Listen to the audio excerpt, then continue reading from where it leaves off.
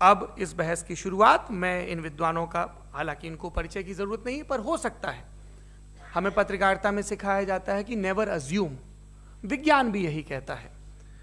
मुफ्ती smile Nadvi साहब Islamic विद्वान, शिक्षाविद हैं, कोलकाता के वाहियान फाउंडेशन के संस्थापक हैं, लखनऊ की प्रतिष्ठित दारुल उलूम नदवतुल उलमा से ग्रेजुएशन किया है, सोशल मीडिया और सार्वजनिक मंचों पर अध्यापन और बौद्धिक कामों में सक्रिय हैं और इस समय इंटरनेशनल इस्लामिक यूनिवर्सिटी मलेशिया से पीएचडी कर रहे हैं। अच्छी बात यह है कि पढ़ाई के साथ साथ ट्रैवल ब्लॉग भी बनाते हैं। पेट्रोनस टावर के सामने का ब्लॉग हमने देखा। हमारे साथ जावेद अख्तर साहब हैं। जावेद अख्तर साहब कवि हैं, शायर हैं, गद्य भी लिखते हैं, फिल्मों के लिए संवाद लिखे हैं, गीत लिखे हैं। इससे इतर ये वैज्ञानिक सोच को लेकर या अपने डिक्लेयर्ड एथिज्म को लेकर भी मुखर रहते हैं और अपने तहीं रैशनैलिटी की बात करते हैं। देवियों और सज्जनों, डज गॉड एग्जिस्ट? इस सवाल का जवाब सब अपने अपने तहीं खोजने की कोशिश कर रहे हैं। कोई इसको गॉड डैम पार्टिकल की खोज बताता है, कोई गॉड पार्टिकल की खोज बताता है, कोई हिग्स बोसान की खोज बताता है, कोई ये सवाल जवाब तलाशने की कोशिश करता है कि मास एग्जिस्टेंस में आखिर आया कैसे, हुआ क्या था, सृष्टि के पहले, समय के पहले क्या था। और कोई ये कहता है कि ये सारी खोजें जिस मस्तिष्क में हो रही हैं प्रकृति के क्रम में, वो कैसे विकसित हुआ। मैं उम्मीद करता हूं कि हम आज इन बुनियादी सवालों के कुछ जवाब हासिल करने में कामयाब हों। मैं सबसे पहले मंच पर आमंत्रित कर रहा हूं मुफ्ती शमाइल नदवी साहब को। आइए सर। जी,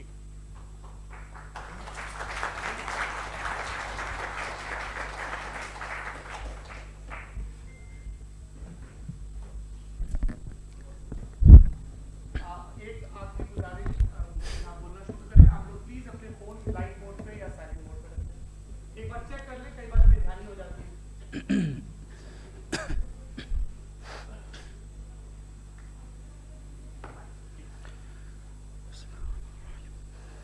तमाम तारीफ़ें उस क्रिएटर के लिए जिसने इस यूनिवर्स को एक मकसद के तहत पैदा किया है। रिस्पेक्टेड जनाब जावेद अख्तर साहब, मिस्टर सौरभ द्विवेदी और respected audience, thank you all for being here today. आज की डिबेट में चूंकि हम बात करने वाले हैं डज गॉड एग्जिस्ट के टॉपिक पर, तो ये एक ऐसा टॉपिक है जिसके मुताल्लिक कोई भी डिसीजन लेने के लिए अलग अलग स्टैंडर्ड्स हो सकते हैं। लिहाजा डिबेट के शुरू में ये ज़रूरी है कि हम ये जान लें कि आज के इस टॉपिक में कौन सा स्टैंडर्ड सही होगा और कौन सा गलत होगा। सबसे पहला स्टैंडर्ड जिसे मैं समझता हूं कि हमारे रिस्पेक्टेड जनाब जावेद अख्तर साहब बड़ी तेज़ी के साथ उसकी तरफ लपकेंगे, वो है साइंस। जबकि साइंस दर हकीकत खुदा के एग्जिस्टेंस को डायरेक्टली साबित करने या उसके एग्जिस्टेंस को डिनाई करने के लिए स्टैंडर्ड नहीं बन सकती। और उसकी वजह क्या है, ये मैं नहीं कह रहा, ये वो लोग कह रहे हैं जो साइंस के एक्सपर्ट्स हैं। नेशनल एकेडमी ऑफ साइंस कहती है science doesn't have the processes to prove और disprove the existence of God. Why? क्योंकि साइंस का ताल्लुक एम्पेरिकल एविडेंस से है और एम्पेरिकल एविडेंसेस का ताल्लुक हमारे नेचुरल और फिजिकल वर्ल्ड से है, जबकि गॉड नॉन फिजिकल और सुपर नेचुरल रियलिटी है। लिहाजा नॉन फिजिकल रियलिटी को आप उस टूल के साथ नहीं चेक कर सकते जिसका काम फिजिकल रियलिटी को तलाश करना है। लिहाजा आज इस डिबेट में गॉड की एग्जिस्टेंस को साबित करने या उसे डिनाई करने में साइंटिफिक एविडेंस को एक्सेप्ट नहीं किया जाएगा। दूसरा स्टैंडर्ड हो सकता है रेविलेशन, कि रेविलेशन के जरिए हम ये साबित करें कि गॉड एग्जिस्ट करता है या नहीं। लेकिन ये स्टैंडर्ड भी आज इररेलेवेंट है। क्यों? क्योंकि रेविलेशन मेरे नज़दीक सोर्स ऑफ नॉलेज है, वैलिड सोर्स ऑफ नॉलेज है, लेकिन हमारे जावेद अख्तर साहब के नज़दीक ये वैलिड सोर्स ऑफ नॉलेज नहीं है। लिहाजा आज की डिबेट में मैं एक भी एविडेंस किसी भी मजहबी स्क्रिप्चर से नहीं दूंगा ताकि जावेद अख्तर साहब के लिए वो अनएक्सेप्टेबल ना हो। तीसरा जो मेयार हो सकता है वो है ऑब्जर्वेशन, कि भाई कोई कहे कि हमें खुदा दिखाओ, अगर है तो दिखाओ, या ये कि खुदा के एग्जिस्टेंस पर एम्पेरिकल एविडेंस दो, तो ये है दर हकीकत गलत टूल का इस्तेमाल करना। ये ऐसा ही है कि जावेद साहब मुझसे ये मुतालबा करें कि मुफ्ती साहब आप मेटल डिटेक्टर के जरिए प्लास्टिक डिटेक्ट करके दिखाएं। अब चूंकि प्लास्टिक डिटेक्ट नहीं हो पा रही है लिहाजा plastic does not exist. No, you are using the wrong tool. इस टूल से प्लास्टिक को डिटेक्ट नहीं किया जाता। लिहाजा मैं समझता हूं कि गॉड के एग्जिस्टेंस पर एम्पेरिकल एविडेंस का मुतालबा करना एक बचकाना मुतालबा है, और हमारे रिस्पेक्टेड जनाब जावेद अख्तर साहब इस स्टेज से अब बहुत आगे निकल चुके हैं। अब बचता है एक ही स्टैंडर्ड, और वो स्टैंडर्ड है अक्ल, लॉजिक, रीजनिंग। और यही वो स्टैंडर्ड है जिसके तहत गॉड की एग्जिस्टेंस को साबित किया जाएगा या गॉड की एग्जिस्टेंस को डिनाई किया जाएगा। लेकिन चूंकि ये बहुत इंपॉर्टेंट और सेंसिटिव टॉपिक है, इसलिए लॉजिकल आर्ग्यूमेंट भी ऐसा होना चाहिए जो डेफिनेटिव हो, इनडेफिनेटिव ना हो, जो 2 और 2 4 की तरह बिल्कुल वाजे हो, जिसे लॉजिकली रिजेक्ट करना पॉसिबल नहीं हो।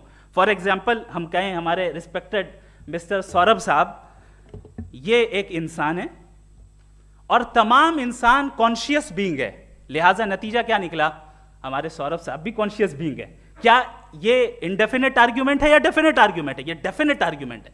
ये 2 और 2 की तरह वाजे है, इसमें किसी तरह जो है लॉजिकली इसको रिजेक्ट नहीं किया जा सकता। तो अगर आज हमारे जावेद अख्तर साहब ऐसी कोई अकली दलील और लॉजिकल एविडेंस दें खुदा के ना होने पर जो डेफिनेट भी हो, तो मैं ये ऐलान करता हूं कि यकीनन मैं उस एविडेंस को कबूल करूंगा और उस पर गौर करूंगा। लेकिन साथ में यह भी ऐलान कर देता हूं प्रेडिक्शन के तौर पर कि ऐसा कोई डेफिनेट आर्ग्यूमेंट कोई नहीं पेश कर सकता। दलील हम देंगे और डेफिनेटिव दलील देंगे, लॉजिकल दलील देंगे, ऐसी दलील देंगे जो एंटायर एथिस्टिक वर्ल्ड उसे रेफ्यूट नहीं कर सकती। चलें अब हम एक एग्जाम्पल सोचते हैं, एक सिनेरियो, सिंपल सिनेरियो, तमाम ऑडियंस से गुजारिश है, हम और आप एक आइसोलेटेड आइलैंड पर हैं, ऐसा आइलैंड जहां पे हमसे पहले कोई कभी नहीं गया। चलते चलते आपके सामने अचानक आपने देखा एक पिंक कलर की बॉल पड़ी हुई है। सबसे पहला सवाल आपके जहन में क्या आएगा कि ये बॉल यहां क्यों आई, कैसे आई, ये पिंक कलर की ही क्यों है, कोई और कलर भी हो सकता था, ये इसी शेप में क्यों है, कोई और शेप भी हो सकता था। नेचुरली आप इस तरफ पहुंचेंगे कि कोई ना कोई है जिसने इन स्पेसिफिक प्रॉपर्टीज के साथ इस बॉल को बनाया है और यहां पे रखा है। चूंकि आप जानते हैं कि ये जो बॉल है इसका एग्जिस्ट करना जरूरी नहीं है, ये एग्जिस्ट कर भी सकती थी, नहीं भी कर सकती थी, और एग्जिस्ट करना ही था तो किसी और फॉर्म में करती, किसी और कलर में करती। अब आप इस बॉल को एक्सपैंड करते चले जाएं, एक्सपैंड करते चले जाएं, एक्सपैंड करते चले जाएं, यहां तक कि ये बॉल यूनिवर्स के साइज की हो जाए। बताइए कि क्या साइज के बढ़ जाने से सवाल बदल जाएगा? हरगिज नहीं बदलेगा। अभी भी सवाल रहेगा ये यूनिवर्स कहां से आया, इन स्पेसिफिक प्रॉपर्टीज के साथ कहां से आया, क्यों आया, किसने बनाया, ये सवाल उस वक्त भी वैलिड रहेगा। लेकिन ये सवाल अगर हम जनाब जावेद अख्तर साहब से करें तो चूंकि इनका वर्ल्ड व्यू एथिस्टिक है, और सिर्फ इनका नहीं, मतलब जितने भी एथिस्ट हैं और एथिस्टिक वर्ल्ड व्यू को रखने वाले से अगर आप ये सवाल करें कि ये यूनिवर्स कहां से आया, तो इनका जवाब या तो आर्ग्यूमेंट फ्रॉम इग्नोरेंस होगा या डॉगमेटिक होगा। या तो ये कहेंगे कि मुझे नहीं पता कि ये कहां से आया, लिहाजा गॉड डज नॉट एग्जिस्ट, ये आर्ग्यूमेंट फ्रॉम इग्नोरेंस है, या ये कहेंगे कि ये यूनिवर्स खुद ब खुद बन गया। इसका मतलब ये है कि उस बॉल को भी खुद ब खुद बन जाना चाहिए, लेकिन बॉल के ताल्लुक से ये एक्सप्लेनेशन एक्सेप्ट नहीं की जाएगी कि ये खुद ब खुद बन गई, लेकिन यूनिवर्स के ताल्लुक से कर दिया जाएगा। इसे हम दूसरे अल्फाज में डॉगमा भी कह सकते हैं। दूसरी चीज, हमारे जावेद अख्तर साहब जरूर गॉड ऑफ गैप्स की मिसाल भी जरूर देंगे, और मिसाल देंगे कि पहले ज़माने में बिजलियां कड़कती थी तो लोगों ने किसी एक खुदा की तरफ, और बारिश होती थी तो दूसरे खुदा की तरफ मंसूब कर दिया, उनके पास दलील नहीं थी। यह हमारा वर्ल्ड व्यू है ही नहीं, यह हमारा वर्ल्ड व्यू है ही नहीं, क्योंकि नेचुरल फिनोमेना के प्रोसेस की इंटरप्रिटेशन को जान लेने से यह कहां से साबित हो गया कि गॉड एग्जिस्ट नहीं करता है। इस पर मैं इंशाअल्लाह अभी आगे बात करूंगा। आप हजरात ये भी देखेंगे, और मैं ये एक्सपेक्ट करता हूं कि हमारे रिस्पेक्टेड जनाब जावेद अख्तर साहब जरूर इमोशनल आर्ग्यूमेंट्स भी देंगे, जो कि एक लॉजिकल फेलेसी है जब बात आती है ट्रुथ को डिसाइड करने में। क्यों? मिसाल के तौर पर वो कहेंगे कि अगर गॉड है तो ईविल क्यों एग्जिस्ट करता है, जबकि मैं कहता हूं ईविल का एग्जिस्ट करना गॉड के एग्जिस्ट करने की दलील है, उसके खिलाफ नहीं है। चूंकि अगर गॉड है तो हम सब उसके सामने अकाउंटेबल हैं, और अगर हम अकाउंटेबल हैं तो अकाउंटेबिलिटी के लिए ईविल का मौजूद होना जरूरी है, उसके बगैर हम अकाउंटेबल नहीं हो सकते। और अगर हम अकाउंटेबल नहीं हैं तो हम जनाब जावेद अख्तर साहब से पूछेंगे कि आप बताएं कि फिर सफरिंग इस दुनिया में क्यों है? अगर खुदा नहीं है तो सफरिंग क्यों है? और उन लोगों के जज्बे का क्या जिनके अंदर सफरिंग के बाद इंतकाम लेने का जज्बा पाया जाता है और वो इस दुनिया से ऐसे ही चले गए, क्या उनकी सारी तकलीफें बेकार चली जाएंगी? अब आ जाएं उसी एग्जाम्पल की तरफ कि बॉल, मुझसे अगर कोई पूछे इस बॉल को किसने बनाया और या इस एक्सपेंडेड बॉल को किसने बनाया, मैं कहूंगा कि चूंकि ये यूनिवर्स और इस यूनिवर्स की तमाम चीजें कॉन्टिंजेंट हैं। कॉन्टिंजेंट होने का मतलब ये होता है कि जो अपने एग्जिस्टेंस पे किसी के ऊपर डिपेंड करती हो, तो जाहिर है ये यूनिवर्स कॉन्टिंजेंट है। और अगर कोई चीज कॉन्टिंजेंट नहीं है तो मैं रिक्वेस्ट करूंगा कि मुझे दिखा दें कि कौन सी चीज यूनिवर्स में कॉन्टिंजेंट नहीं है, हम भी जरा गौर कर लें और हम भी देख लें। और जब कॉन्टिंजेंट चीजें मौजूद हैं तो फिलोसोफर्स की इस्तिलाह के मुताबिक, हम उस टर्मिनोलॉजी के मुताबिक हम उस जगह तक पहुंचते हैं और उस हस्ती तक पहुंचते हैं जिसे नेसेसरी बीइंग कहा जाता है, कि ये वो नेसेसरी बीइंग है जिसका मौजूद ना होना नामुमकिन हो। क्योंकि अगर ये मौजूद ना हो तो सारी चीजें एग्जिस्टेंस में आएंगी ही नहीं, और ये सारी कॉन्टिंजेंट चीजें उसी के ऊपर डिपेंड करती हैं। अब अगर आप ये सवाल करते हैं कि फिर उस हस्ती को किसने बनाया, फिर उसका कॉज क्या है, फिर उसका कॉज क्या है, फिर उसका कॉज क्या है, और एंडलेसली चले जाएं, इसे हम कहते हैं इन्फिनिट रिग्रेस ऑफ कॉजेस, जो कि लॉजिकल फैलेसी है। कॉन्सेप्चुअली इन्फिनिटी पॉसिबल है। मिसाल के तौर पे न्यूमेरिकल्स 1 2 3 गिनते चले जाएं, इन्फिनिट नंबर्स हैं। मैं कॉन्सेप्चुअली बात नहीं कर रहा, प्रैक्टिकली रियलिटी में साबित करके दिखाएं कि infinite regress of causes possible हैं या नहीं। अगर पॉसिबल हैं तो हम मान लेंगे, मिसाल दे दें, और पॉसिबल नहीं है तो एक ही ऑप्शन बचता है जिसे हम कहते हैं नेसेसरी बीइंग। ऐसी नेसेसरी बीइंग जो इंडिपेंडेंट है, क्योंकि अगर वो डिपेंडेंट हुई तो वो नेसेसरी नहीं रहेगी।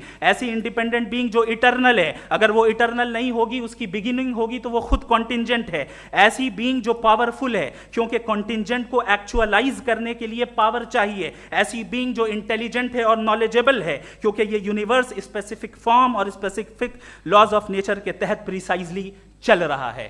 थैंक यू मुफ्ती साहब। मैं इन दलीलों के बाद जावेद अख्तर साहब से गुजारिश करूंगा, आप बैठ के बोलना चाहेंगे या वहां? जी।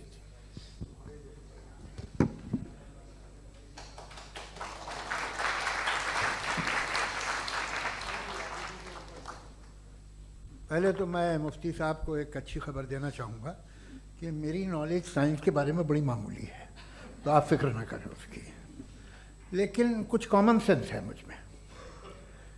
देखिए, ये खुदा का तस्वुर कोई नया तस्वुर नहीं है, ये सदियों से रहा है।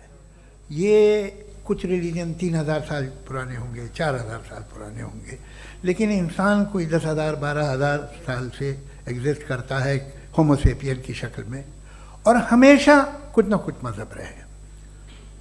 ये मज़हब जाहिलों के नहीं थे, ये मज़हब एक ऐसी ग्रीक सोसाइटी के थे जहाँ बड़े बड़े फिलोसफर्स पैदा हुए। ये मज़हब इजिप्शियंस के थे जिन्होंने पिरामिड्स बनाए थे।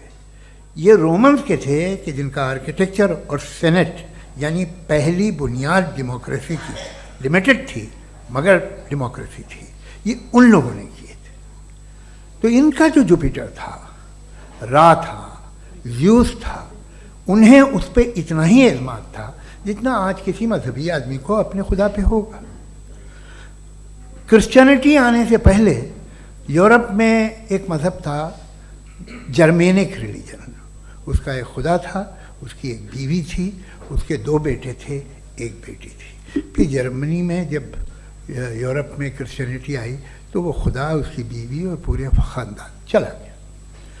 तो हमने, अगर हम हिस्ट्री देखें तो खुदा जो हैं वो ज़्यादातर फ़ानी है, वो हमेशा रहे नहीं।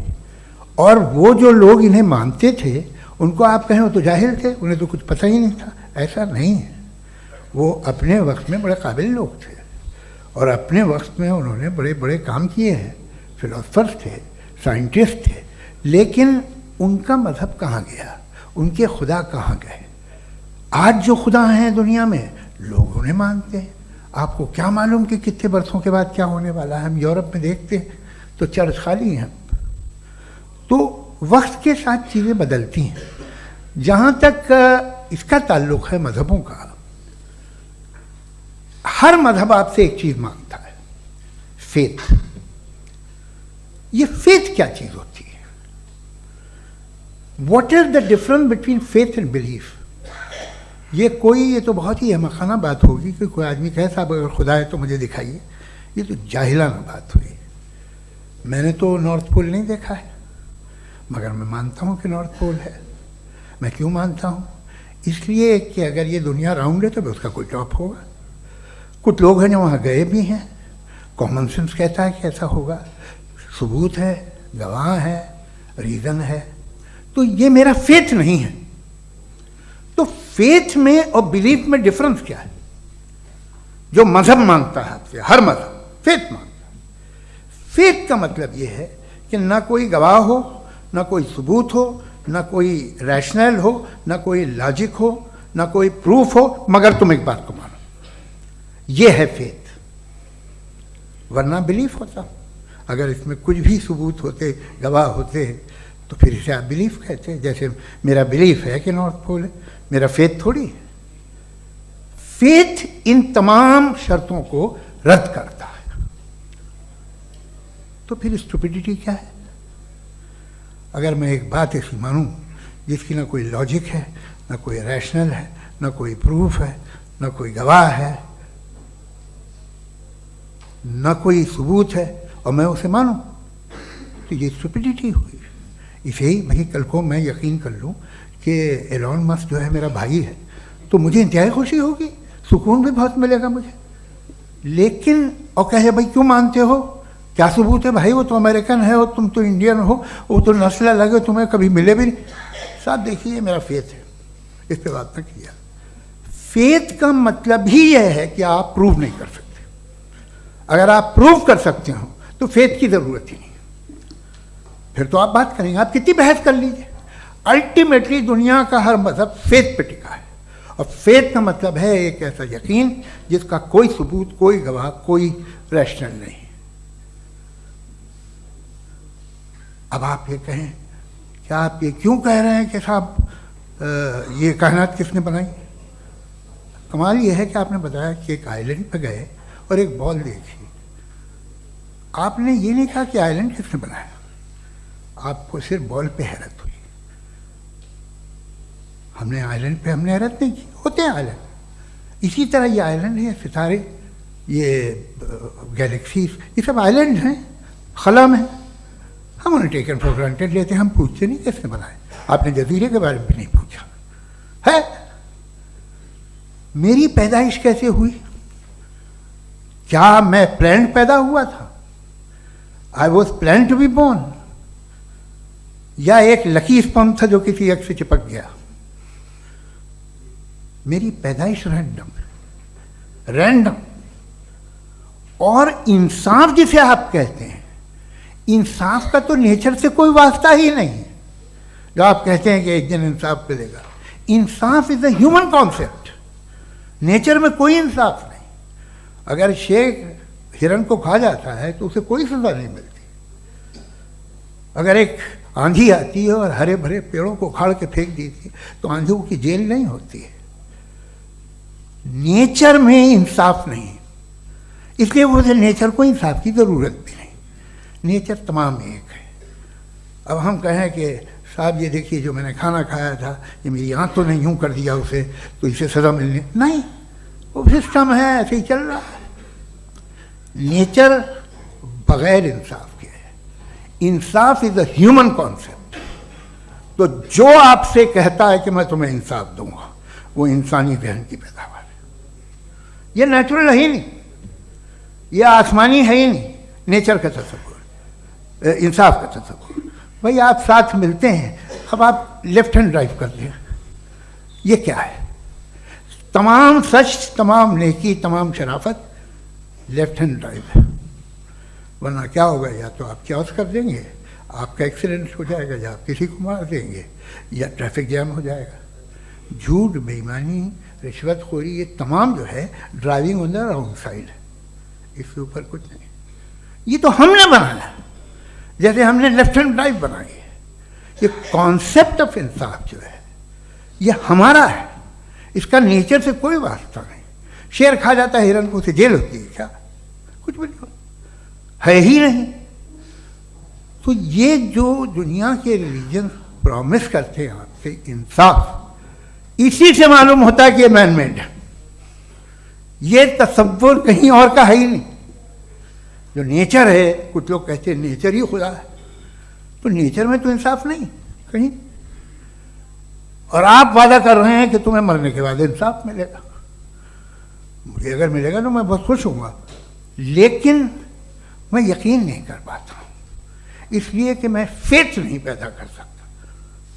The very fact that religions demand faith, इसका मतलब है कि उनके पास जस्टिफिकेशन नहीं है। अच्छा था, फिर रिलीजन अगर मॉडरेशन में है, कोई सा भी नहीं, वो आप में कुछ खूबियाँ भी पैदा करता होगा, देखिए उससे ये फ़ायदा है वो फ़ायदा है। अल्कोहल जो है वो ज़्यादातर दवाओं में यूज़ होती है, और एक सर्वे किया गया था अमेरिका में कि लॉन्जिटिविटी किन लोगों की है, तो एक तरफ वो लोग थे जो शराब पीते ही नहीं थे, और एक तरफ वो थे जो एक बोतल शराब रोज़ पीते थे। सबसे ज़्यादा लंबी उम्र की है जो 2 पैक नाप के शराब पीते हैं और खाना खाते हैं। मगर हम शराब को बुरा समझते हैं, मैं भी बुरा समझता हूँ। क्यों? ऐसा होता नहीं। कुछ चीज़ों में आदत होती है कि वो बढ़ती है। आज तक में एक आदमी दूध पीता है, आप 10 साल बाद भी मिलेंगे तो एक ही गिलास पीता होगा। ऐसा नहीं होता, सुबह से दूध पीता रहता है। मिल्कोहलिक मैंने नहीं देखे, अल्कोहलिक होते हैं। ये टेंडेंसी है मजहब की कि वो बढ़ता है, जैसे कैंसर बढ़ता है, जैसे शराब बढ़ती है। कुछ लोग होंगे जो उसे सही तरह से यूज़ करते हैं। मुझे यकीन है कि हमारे मुफ्ती साहब भी उनमें से एक, इनसे बहुत खुशी हुई मुझे इनसे मिलकर। लेकिन कितने लोग हैं कि आज आप देखते हैं दुनिया में जो तबाहियाँ हैं, इनमें कितना हाथ है उन लोगों का जो बिलीवर कहते था मजहब ये नहीं कहता, ना कहता होगा, मगर जब ये मजहब पीते हैं तो ऐसे बिहेव करते हैं। थोड़ा सा अगर हो तो शायद बहुत अच्छी बात, लेकिन शराब थोड़ी सी नहीं रहती, उसमें टेंडेंसी है। पहले थोड़ा सा अगर 2-3 कैंसर के सेल हो ना बॉडी में तो आदमी स्लिम रहेगा, लेकिन वो 2-3 सेल नहीं रहते, वो मल्टीप्लाई होते हैं। जावेद साहब, टाइम पूरा हो गया। टाइम हो गया, तो बस बात खत्म हो गई। अच्छा, मुझे कुछ और कहने को था भी नहीं। जी, मैं पहले जवाबी दौर के लिए इनवाइट कर रहा हूं मुफ्ती साहब को। Your rebuttal round 1, you have 7 minutes.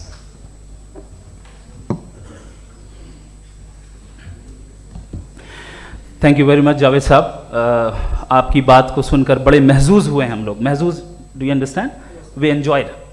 Okay, अब थोड़ा सा लॉजिकली उसको हम लोग देखते हैं। दरअसल हम लोगों ने कल गुजारिश की थी मुफ्ती साहब से भी, जावेद साहब से भी, कि हिंदुस्तानी ज़बान आम फहम सबको समझ में आ जाए, और जहाँ कहीं आप मुश्किल शब्द इस्तेमाल करें वहाँ बताते भी चलें। Thank you. तो सबसे पहले हमारे रिस्पेक्टेड जावेद साहब ने हवाला दिया कि खुदा फ़ानी है। कितने मजहब आगे चले गए, किसी ने जुपिटर को खुदा माना, किसी ने किसी को माना। मैं कहता हूँ जिसने कॉन्टिंजेंट चीज़ को खुदा माना, गलत माना, वो खुदा ही नहीं, वो खुदा ही नहीं है। हम तो नेसेसरी बीइंग को साबित करने बैठे हैं, वो नेसेसरी कॉज जो इटरनल है, जो अबदी भी है और अजली भी है। हम किसी और को साबित करने नहीं बैठे। दूसरी चीज उन्होंने कहा कि फेथ एंड बिलीफ, ये एक ऐसी डेफिनेशन है फेथ की जो इन्होंने पहली मर्तबा पेश की है, या माफ कीजिएगा इन्होंने पहली मर्तबा पेश नहीं की है, रिचर्ड डॉकिंस ने पहली मर्तबा पेश की है। मुझे मालूम है ये सोर्स कहां से है। एपिस्टेमोलॉजिकली फेथ और बिलीफ का फर्क आप इस तरह नहीं कर सकते सर। फेथ सही भी होता है, गलत भी होता है, बिलीफ सही भी होता है, गलत भी होता है। जो लॉजिक, रीजन और एविडेंस से बैक्ड होगा वो फेथ सही होगा। और आप जिस फेथ की बात कर रहे हैं कि इलॉजिकल है और उसके पीछे नहीं है, तो we are on the same page. हम नहीं मानते उस फेथ को, जो फेथ ऐसा हो जिसके पीछे कोई लॉजिक ना हो, एविडेंस ना हो, हम नहीं मानते। हम तो उस फेथ के कायल हैं जिसके पीछे लॉजिक हो और एविडेंस हो। तो बिलीफ सही भी होता है, गलत भी होता है, फेथ भी सही होता है और गलत भी होता है। तो आज फेथ और बिलीफ के डिफरेंस पे बात नहीं हो रही है। आज आप चाहे फेथ एक्सेप्ट कर लें या बिलीफ एक्सेप्ट कर लें, आज ये बात होगी कि ट्रूथ क्या है। चाहे ट्रू बिलीफ सही है या ट्रू फेथ सही है और फॉल्स फेथ क्या है और फॉल्स बिलीफ क्या है, बात इस पे हो रही। दूसरी चीज इन्होंने पूछा स्टुपिडिटी फिर क्या है, अगर फेथ रिलीजन स्टुपिडिटी नहीं है तो और क्या है, चूंकि फेथ का मुतालबा करते हैं तो स्टुपिडिटी क्या है। मैं कहता हूं स्टुपिडिटी एथिज्म है। उसकी वजह यह है कि आप एक सड़क पे जा रहे हो और आप किसी गार्डन में जाएं और देखें वहां लिखा है फूलों के साथ I love Javed Akhtar and I really do, I love you sir. So जब आप वहां पर पहुंचे तो वहां पहुंचकर अब ये बताएं, क्या आप ये कहेंगे वाह व्हाट अ नेचुरल सिलेक्शन, ये क्या नेचुरल सिलेक्शन है? नहीं, ये प्रिसाइजली डिजाइंड है, इसके पीछे डिजाइनर है। लिहाजा अगर कोई एक ऐसी कॉमन सेंस की बात को कबूल नहीं कर रहा है कि यूनिवर्स जो इतने प्रिसाइजली काम कर रहा है हम कह दें कि खुद ब खुद बन गई, मैं समझता हूं इससे बड़ी स्टुपिडिटी और कुछ नहीं है। ये रैशनल चीज है। फिर हमारे सर ने कहा कि आपने बॉल पे फोकस किया, आइलैंड पे फोकस नहीं किया। अरे आइलैंड को किसने बनाया यही समझाने के लिए तो बॉल की मिसाल दे रहा हूं। और बॉल भी कॉन्टिंजेंट है, आइलैंड भी कॉन्टिंजेंट है, दोनों नेसेसरी बीइंग का मुतालबा करते हैं। आगे इन्होंने कहा कि नेचर में कोई इंसाफ नहीं है, हम डिसाइड करते हैं कि मोरालिटी क्या होती है, इंसाफ क्या होता है, हम डिसाइड करते हैं। जैसे ड्राइविंग सीट में ट्रैफिक वाला, ये तो किसी खुदा ने नहीं कहा, ये है, इसे कहते हैं फॉल्स इक्विवेलेंस, ये एक लॉजिकल फेलेसी है। आपने जो है मिसाल दी ड्राइविंग की और ट्रैफिक की, ये सब्जेक्टिव मोरालिटी है। आप सब्जेक्टिव मोरालिटी को मिसाल बनाकर ऑब्जेक्टिव मोरालिटी के ऊपर नहीं थोप सकते। इंसाफ की ऑब्जेक्टिव मोरालिटी। अगर आप ये कहते हैं कि नेचर में इंसाफ नहीं है तो इंसाफ का न होना ये नेचुरल हुआ, तो फिर नेचर को नेचर रहने दे, क्यों हम इतना स्ट्राइव कर रहे हैं दुनिया में इंसाफ लाने के लिए?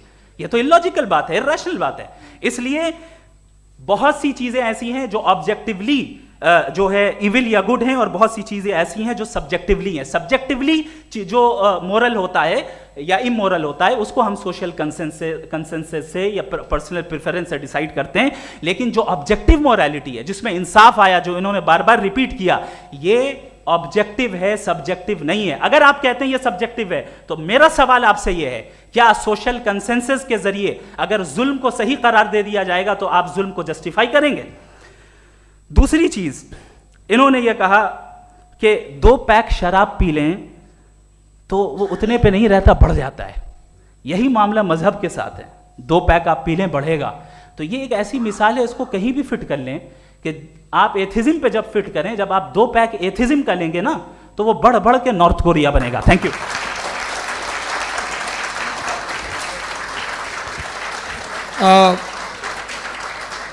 फर्स्ट राउंड के रिबटल के लिए मैं जावेद साहब को इनवाइट कर रहा हूं। आपके पास 7 मिनट का वक्त है, रीसेट कर दीजिएगा प्लीज। मुझे इस बात की खुशी है कि मुफ्ती साहब ने भी मान लिया कि नेचर में कोई इंसाफ नहीं है। तो कोई भी चीज़ जो इंसान ने नहीं बनाई है उसमें इंसाफ नहीं होता है। एक बात मैं आपसे अर्ज़ करूं, ज़रा पता लगा लीजिएगा, ये जो आप बाग में जाते हैं बेहद खूबसूरत फूल देखते हैं ना, इनमें से कोई नेचुरल नहीं है। ये सारे फूल क्रॉस करके बनाए गए हैं। जो जंगल में फूल होते हैं निहायत मामूली होते हैं, ये फूल इंसानों ने बनाए हैं। जो आप बाग में देख के वाह वाह कहते हैं, ये इंसानों के बनाए हुए हैं। डिफरेंट फूलों को क्रॉस करके, डेवलप करके, फिर क्रॉस करके इस तरह से बनाए गए। नेचुरल फ्लावर नहीं। किसी जंगल वीरान में जाके आप गुलाब के फूल नहीं देखेंगे। ये सब बनाए हुए इंसान ने, बहुत से काम इंसान ने किए हैं। बाकी है कि आपने मेरी एक बात का जवाब नहीं दिया, जिससे मुझे शिकायत है कि फेथ क्या है और आप फेथ मांगते क्यों हैं मुझसे? आप तो लॉजिकल हैं, आपके पास तो सारे रैशनल्स हैं, आपके पास सारे सबूत हैं, तो आपको फेथ की डिमांड क्यों करते हैं कि भाई तुम सरेंडर कर दो और सवाल मत करो? कोई मजहब सारे सवाल करने की इजाज़त नहीं देता है और मना करता है कि ज़्यादा सवाल ना करो, बहक जाओगे तुम। आप क्यों रोकते हैं? हकीकत यह है कि इंसानी तारीख क्या है। इंसानी तारीख ये है कि दुनिया में 2 तरह के लोग हुए हैं।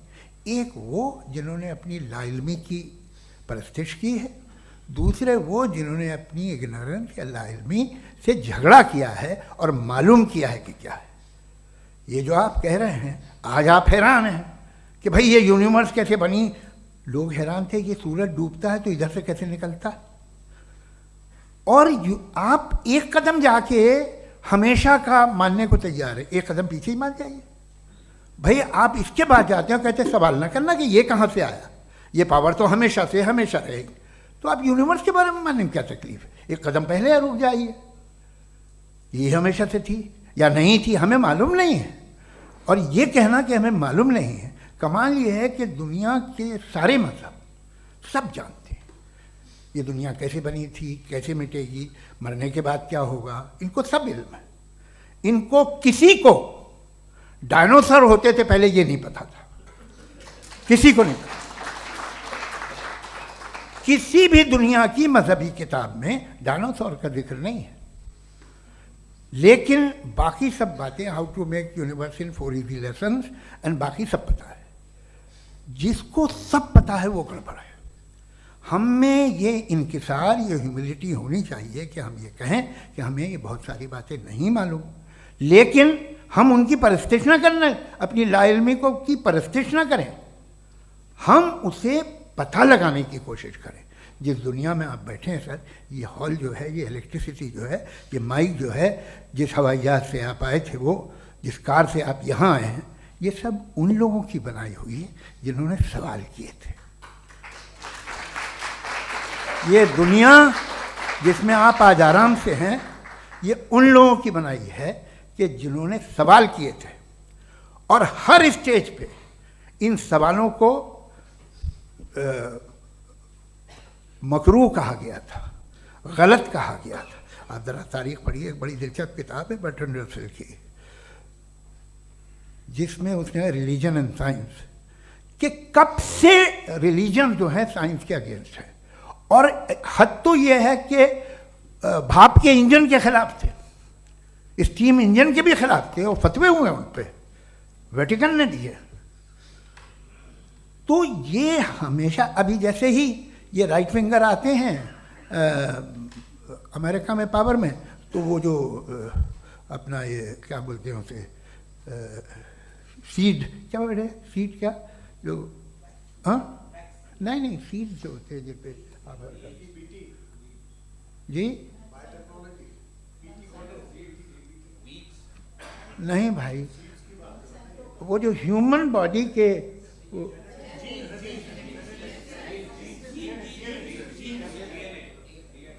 उस पर रिसर्च बंद हो जाती है, रिपब्लिकन नहीं करने देते। अरे भाई इतना डर क्या है तुम्हें? एक ज़माने में बहुत नाराज़ थे ये सारे मजहबी लोग कि ये इंसान तो इंसान बनाने की कोशिश कर रहा है। आपको क्या तकलीफ भाई, बना ले तो बना लेने दो, ये खौफ क्या है? और ये सब आज जो आप कह कर रहे हैं नामुमकिन है, ये कैसे हुआ? मुझे एक किस्सा याद आता है। जब मैं 6ठी क्लास में था तो मैं मैथमेटिक्स में बहुत वीक था, तो एक टीचर रख दिया गया, उसने 1 2 3 4 5 6 7 को सिखा दिया मुझे। वो दिन मैं भूल नहीं सकता हूँ मुफ्ती साहब, जिस दिन उसने ये बताया कि 1/2 क्या होता है और 3/4 क्या होता है, मुझे ऐसा लगा कि मेरा सर बीच से फट जाएगा। यह आदमी कह रहा है कि जो दीवार के अंदर जाओ वॉक करते हुए। आज हंसता हूँ मैं इस बात पे। तो आज जो बातें आपके जहन से बिल्कुल परे हैं और आप हैरान होते हो उन्हें देख के, एक वक्त आएगा कि मामूली लगेंगे। और हुआ है, आपकी इंसानी तारीख ही है। इतनी जल्दी सारे फैसले आप मत कर लीजिए, थोड़ा ये ह्यूमिलिटी रखिए कि भाई ये हमें नहीं मालूम। ये कहने में क्या आ रहा है? ये यूनिवर्स कहाँ तक फैली, ये कब से है और कब तक रहेगी, हमें नहीं मालूम। आपने फैसला कर लिया कब बनी। ये आपके हिसाब से कोई 14 बिलियन ईयर बनी जो समझा जाता है। उससे पहले हजारों करोड़ों अरबों साल तक खुदा बैठा क्या कर रहा था? खामोश बैठा था, ऐसी जमाइयाँ ले रहा था। फिर उसे आइडिया है, यार एक काम करते, वक्त अच्छा गुजर जाएगा, यूनिवर्स पर आपसे सोचिए। वो तो हमेशा से है ना, मगर यूनिवर्स हमेशा से नहीं है, ये तो बनाई गई है। और उससे पहले क्या था, इनका क्या काम था? कैसी बात है, ये बड़ा आसान है। जो बात हमें आज धीरे धीरे पता चली है, बरसों 2000 और 2500 साल पहले आपको किसी ने बता दिया कि क्या था, आप मान गए, और तब से वही मान रहे हैं जो 2500 साल पहले कहा गया था। सब कुछ बदल गया है, सॉल्व हो रही हैं चीज़ें। अभी साइंस बिल्कुल दावा नहीं करती, या कोई फिलोसफर ये दावा नहीं करता कि हमें सब मालूम, बल्कि वो कहता है कि हमें जितना मालूम होता है उससे ये मालूम होता है कि हमें कितना कम मालूम। तो तो हम अपनी जहालत से लड़ें, उसकी परस्तिश न करें। जी, टाइम है। Thank you so much.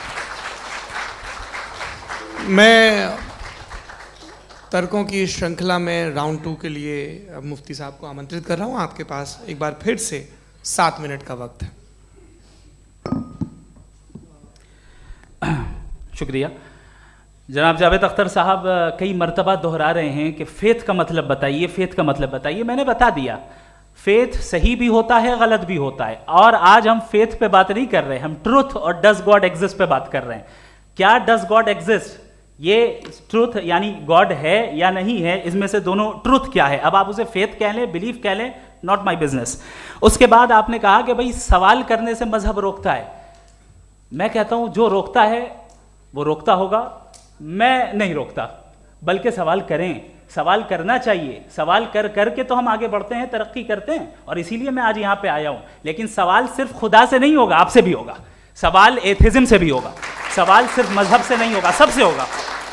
और आज मैं सवाल करूंगा और उम्मीद है कि आप जवाब देंगे। अभी तक आपने वैसे कॉन्टिंजेंसी आर्गुमेंट का कोई जवाब नहीं दिया है। चलें, आपने कहा यूनिवर्स के बारे में इटर्नल क्यों नहीं बोल देते। ये चूंकि लॉजिकली पॉसिबल ही नहीं है कि यूनिवर्स इटर्नल हो। यूनिवर्स एक कॉन्टिंजेंट चीज है जो टाइम एंड स्पेस के पाबंद है, टाइम एंड स्पेस से बाउंड है। जो टाइम एंड स्पेस से बाउंड होगा वो कॉन्टिंजेंट होगा, जो कॉन्टिंजेंट होगा वो उसकी बिगिनिंग हुई होगी, जिसकी बिगिनिंग हुई होगी वो इटर्नल नहीं हो सकता। ये तो कॉमन सी बात है। आपने कहा कि किसी मजहबी किताब में डायनासोर का जिक्र नहीं है। अफसोस कि आज तक किसी मैथमेटिक्स के किताब में मुझे डायनासोर का जिक्र नहीं मिला। तो इसका मतलब मैथमेटिक्स की किताब बेकार है? नहीं, उसका वो टॉपिक नहीं है। रेवलेशन का और मजहबी किताबों का टॉपिक ये नहीं है कि आपको आके बताए साइकिल कैसे बनाते हैं, या आकर ये बताएं कि जो है डायनासोर कब था। वो तो मोरालिटी सिखाने आया है, गॉड के बारे में बताने आया, नॉन फिजिकल रियलिटी की हकीकत को सिखाने के लिए आया। रिलीजियन साइंस को रोकता है? नहीं रोकता। अगर रोकता है तो गलत करता है। रिलीजियन साइंटिज्म को रोकता है, जिसमें हमारे जावेद साहब मुब्तला है। साइंस और साइंटिज्म में फर्क है। साइंटिज्म यह है कि आप समझें कि साइंस और साइंटिफिक मेथोडोलॉजी ये नॉलेज को हासिल करने का वाहिद सोर्स ऑफ नॉलेज है। यह है साइंटिज्म। हम इसे रिजेक्ट करते हैं। हम साइंस को तो तरक्की करते हैं, भाई आप हमारी पूरी तारीख कर लें, पढ़ लें तो आपको पता चल जाएगा। बहरहाल ये अलग टॉपिक है। उसके बाद इन्होंने एक लफ्ज़ कहा, वेटिकन ने फतवा दिया। वेटिकन का फतवे से कोई ताल्लुक नहीं है, दोनों कॉन्ट्राडिक्टरी अल्फाज हैं। उसके बाद उन्होंने कहा कि भाई हमें नहीं मालूम। अगर नहीं मालूम तो क्लियरली कह देना कि नहीं मालूम है, इसमें क्या हर्ज है। तो वही तो मैं कह रहा हूं ना कि आप कह दें कि नहीं मालूम, लेकिन क्लेम क्यों कर रहे हैं कि गॉड एग्जिस्ट नहीं कर रहा है। आप कह दें नहीं मालूम है, हो सकता है हो सकता ना हो, लेकिन आप क्लेम कर रहे हैं। The moment you say God does not exist, this is a claim, and now the burden of proof is upon you too, जैसे हमारे ऊपर है। और क्यों है मैं बताता हूं, क्यों है ये भी मैं बताता हूं। फिलोसॉफिकली जो क्लेम होता है ना, सिर्फ ये नहीं होता कि इंसान कहे पॉजिटिव क्लेम करे और नेगेटिव क्लेम करे तो बर्डन ऑफ प्रूफ नहीं है। आप मिसाल के तौर पे मैं कहूं कि फुला उस कमरे में कोई नहीं है, मैंने एक नॉलेज का क्लेम किया है। उस कमरे में कोई नहीं है, मैंने एक नॉलेज का क्लेम किया। या तो मैं कहूं मुझे नहीं पता, हो भी सकता है नहीं भी हो सकता है, this is not a claim. लेकिन जब मैं कह रहा हूं कि वहां कोई नहीं है, या मैं कह रहा हूं वहां कोई है, दोनों क्लेम है और दोनों के ऊपर बर्डन ऑफ प्रूफ है। हमारे ऊपर भी बर्डन ऑफ प्रूफ है। मैंने कंटिंजेंसी आर्ग्यूमेंट दिया, इसे तोड़कर दिखाइए। आखिरी चीज, इन्होंने कहा कि खुदा दुनिया बनाने से पहले 150 साल पहले या करोड़ों साल पहले क्या कर रहा था। अरे हजरत, चलें बहरहाल मैं जवाब दे देता हूं। आप हमारे रिस्पेक्टेड पर्सनैलिटी हैं, अगर आप नहीं होते तो मैं ऐसे एंटरटेन ही नहीं करता।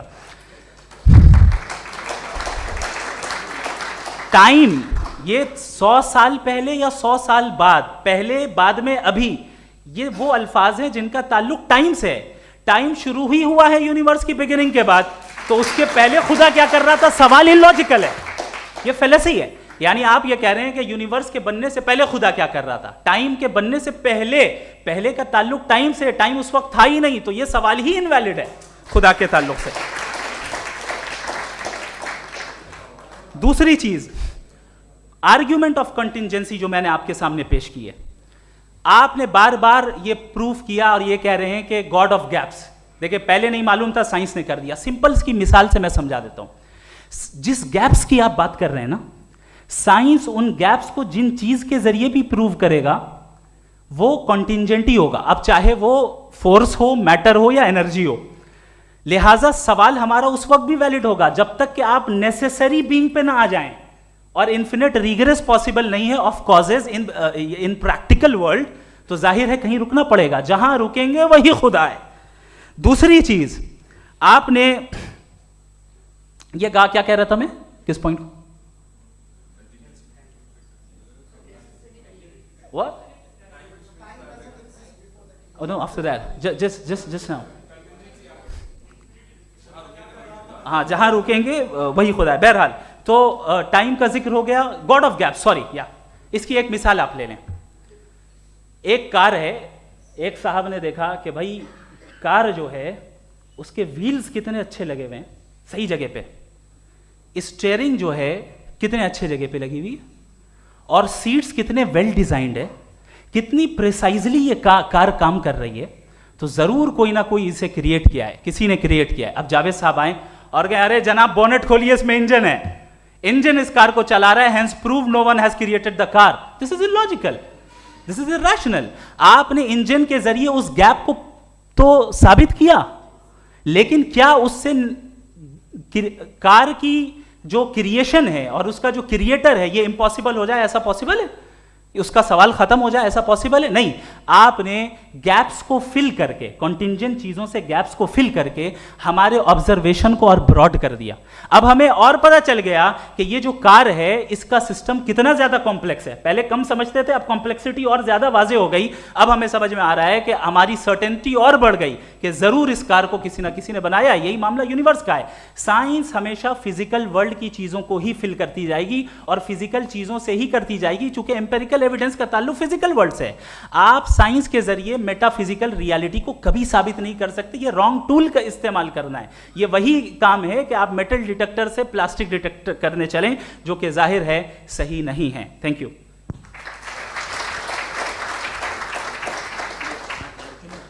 जी, ये आर्ग्यूमेंट का राउंड 2 है। हाँ। 7 मिनट है।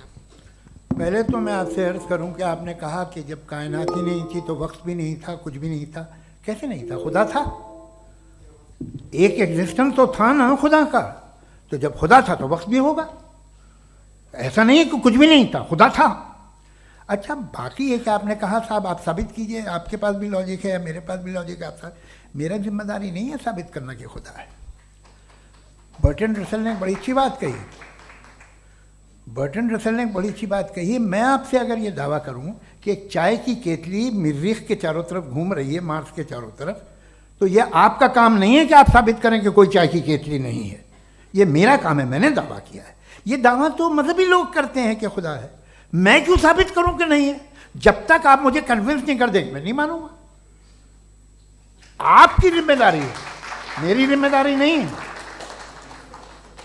दोयम ये कि ये जो आप कह रहे हैं, जो गैप्स हैं, ये गैप जब जब किसी मजहब को चैलेंज करते हैं, जब ऐसा कोई बात आती है तो हंगामा हो जाता है कि जब वो चैलेंज करें किसी फेथ को। ये तमाम साइंस जो है इसे मुख्तलिफ जगहों पे मुख्तलिफ वक्तों में मजहब ने रोकने की कोशिश की है। ये किताब है religion and science, Burton Russell की, पढ़िएगा, अच्छी लगेगी आपको। तारीख ही है साइंस, मजहब की साइंस से उसका यही रिश्ता है। अच्छा, अब ये हम सोचें कि बहरहाल ये वजूद जो है मजहब और ये बिलीव इन गॉड इंसान को बेहतर बना देता है। तो एक काम कीजिए, हिंदुस्तान वर्ल्ड का नक्शा लीजिए और मार्क कीजिए कि रिलीजन कहाँ कहाँ ज़्यादा है, कहाँ कहाँ, चाहे वो लैटिन अमेरिका हो या मिडल ईस्ट हो या फार ईस्ट हो या हिंदुस्तान के वो इलाके जहाँ मजहबियत ज़्यादा है। रख दीजिए नक्शा अलग। अब दूसरा नक्शा कि कहाँ कहाँ नाइंसाफ़ी, रिप्रेशन, औरतों के हुकूक की पामाली, जुल्म, डिक्टेटरशिप कहाँ है, नक्शा एक ही होगा। तो आप मुझे बताएं कि जो इसका तरकीब इस्तेमाल क्या है। खुदा का तरकीब इस्तेमाल तो बताइए। आप छोटी सी दवा सड़क पे बेचते हैं, उसकी भी तरकीब इस्तेमाल बताते हैं। इसके इस्तेमाल से तो फ़ायदा ही नहीं हुआ किसी को। जो सारे के सारे खराब मुल्क हैं, खराब समाज है, वो सारे जुल्म खुदा के नाम पे करते हैं। वो गलत करते हैं, सही करते हैं, मुझे क्या लेना देना उससे। इस्तेमाल से मालूम होता ना। एक विस्की की बोतल कभी शायद देखी हो आपने, लाल रंग की होती है, उस पर रोशनी और छपड़ा इंतहाई खूबसूरत लगती है, क्या बिगाड़ रही है किसी का? उसका इस्तेमाल गलत है, इसलिए आप उसे नापसंद करते हैं। इसका इस्तेमाल गलत है, इस तसव्वुर का इस्तेमाल ही गलत है और हमेशा से गलत हुआ है। आप देख लीजिए, इंसानी तारीख देख लीजिए, आज देख लीजिए, हिंदुस्तान देखिए, दुनिया देख लीजिए, क्या हो रहा है।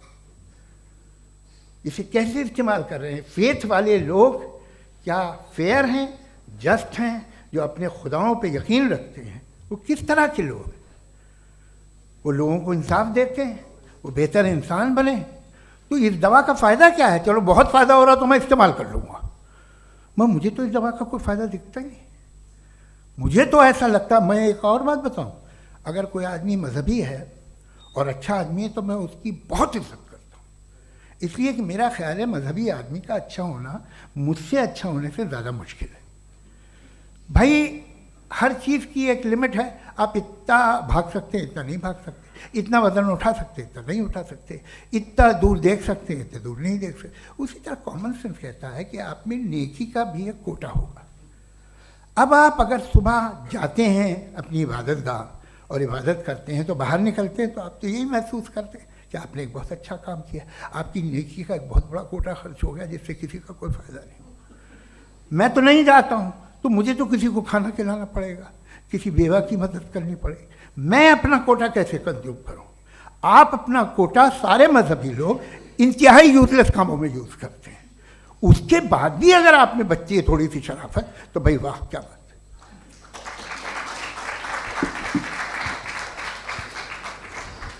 एक तो मुझे ये बात बहुत अच्छी लग रही है कि दोनों ही विद्वान समय को मानते हैं और बहुत समय से अपनी दलीलें और बाज़ दफ़ा समय से पहले अपनी तकरीरें पूरी करके अपनी अपनी कुर्सी पर बैठ रहे हैं। ये इस आर्ग्यूमेंट का राउंड 2 पूरा हुआ। अब रिबटल का राउंड 2 है और उसके बाद क्रॉस एग्जामिनेशन होगा। नहीं, आपका आर्ग्यूमेंट हो गया सर।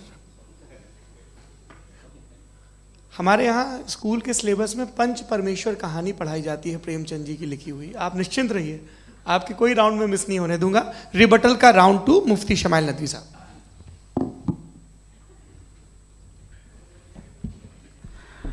असल में जो हकीकी प्रॉब्लम है, असल प्रॉब्लम है वो ये है कि जावेद साहब के पास कॉन्सेप्ट ऑफ गॉड क्लियर नहीं है। इन्होंने कहा कि कायनात से पहले खुदा तो था, तब भी तो टाइम होगा। ये टाइम कायनात का हिस्सा है।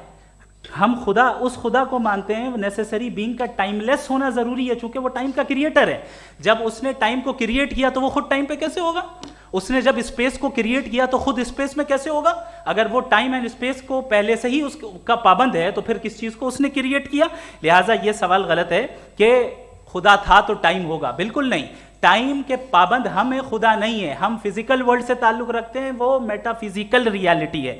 दूसरी चीज़ इन्होंने मिसाल दी कि चाय की केतली हवा में घूम रही होगी, और पता नहीं शायद वो बर्टन रसल का उन्होंने हवाला दिया। बहरहाल यही प्रॉब्लम है। प्रॉब्लम यही है कि हम चीज़ों के दरमियान डिफ्रेंशिएट नहीं कर पाते। ये जो आपने मिसाल दी ये इमेजिनेशन है, और मैं जो साबित कर रहा हूं वो लॉजिकल नेसेसिटी है। आप इमेजिन करने आए तो कुछ भी करें, जुपिटर में पिंक एलिफेंट होगा, यूनिकॉर्न होगा, करें, उससे कायनात पे क्या फर्क पड़ता है? उससे आप लॉजिकल नेसेसिटी साबित नहीं कर सकते। मैं तो उस प्राइम कॉज की बात कर रहा हूं, उस नेसेसरी बीइंग की बात कर रहा हूं जिसके बगैर इस कायनात का एग्जिस्टेंस मुमकिन नहीं है। दूसरी चीज, मजहब को साइंस चैलेंज करती है वगैरह वगैरह, ये हमारा टॉपिक ही नहीं है। मैं इस पर बात करूंगा तो फिर मेरा वक्त चला जाएगा। मजहब के ऊपर चूंकि हमारी डिस्कशन नहीं है, साइंस को मजहब और बिलखुसूस मैं और हमारा वर्ल्ड व्यू कम अज़ कम साइंस को पीछे नहीं करता है, साइंटिज्म की मजम्मत करता है। इसकी वजाहत मैंने पहले कर दी। दूसरी चीज़ इन्होंने कहा वर्ल्ड का नक्शा लीजिए, वर्ल्ड मैप लीजिए, 2 अलग अलग जगह की। हज़रत मैंने ये होमवर्क किया था और मैंने मिडिल ईस्ट का एक नक्शा लिया और यूरोप का एक नक्शा लिया, ये मजहबी इलाका और ये लिबरल और एथीस्ट इलाका। मुझे पता चला कि सबसे ज़्यादा रेप केसेस जो हैं वहाँ पर हैं।